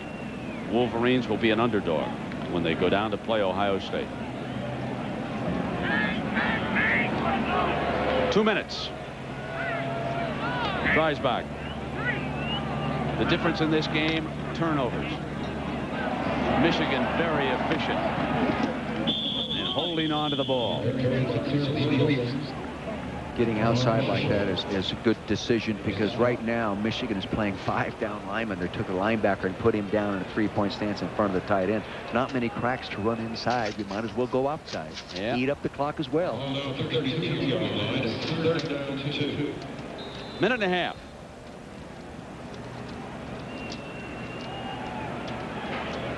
Pack up the shoulder pads, Coach. This puppy's over. Yep, it's over. And Michigan State will rebound. I mean, you learn a lot as you grow. It's a young football team. They've turned the ball over. They know they're going to lose. Coaches tell them that all the time. But this is a vivid example of what the coaches are talking about. Williams. He's getting close to 100 too. I think he is, but he had 81 a little while ago. Maybe something if 2 backs hit the Spartans defense with 100 yards. Williams is at 97, Coach.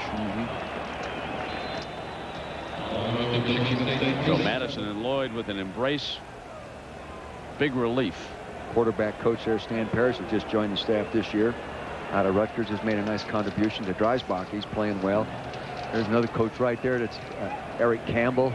They're all, hey, on the sideline, when you win one like this against a good football team, it's rewarding. Our buddy Keith Jackson likes that press box over at Penn State. Have any trouble with that announce booth? Just kidding, Keith. Final 30 seconds. Look at Dreisbach. Boy, I'll tell you, he has 2 years left to play. He's an All-American just waiting to happen. That's all there is to it. Yeah, when you're losing like this, it gets a whole lot colder. For Coach Saban. There'll be better days ahead for Michigan State. But this one belonged to Carr and the Wolverines. The Spartans turn it over 5 times here this afternoon and get shelled by Michigan 45-29. For the Wolverines, they are thinking one thing: stay unbeaten the rest of the way. Somehow find a way in Columbus. Hope Northwestern loses and take dead aim at Pasadena. But it won't be easy. They're looking up at 2 good football teams. Northwestern's coming up next here on ABC. You'll find out how the Wildcats will do as a 10-point underdog in Penn State. Joe Paterno, virtually unbeatable in Beaver Stadium during the month of November. Since taking over as the coach there, he is 50-8 with Penn State, and he is a huge favorite against the Wildcats of Northwestern, who have won 13 consecutive games in the Big Ten. They have come from behind 4 consecutive weeks, and now they will see what they can do in Happy Valley against Penn State. That's next. So long, everybody.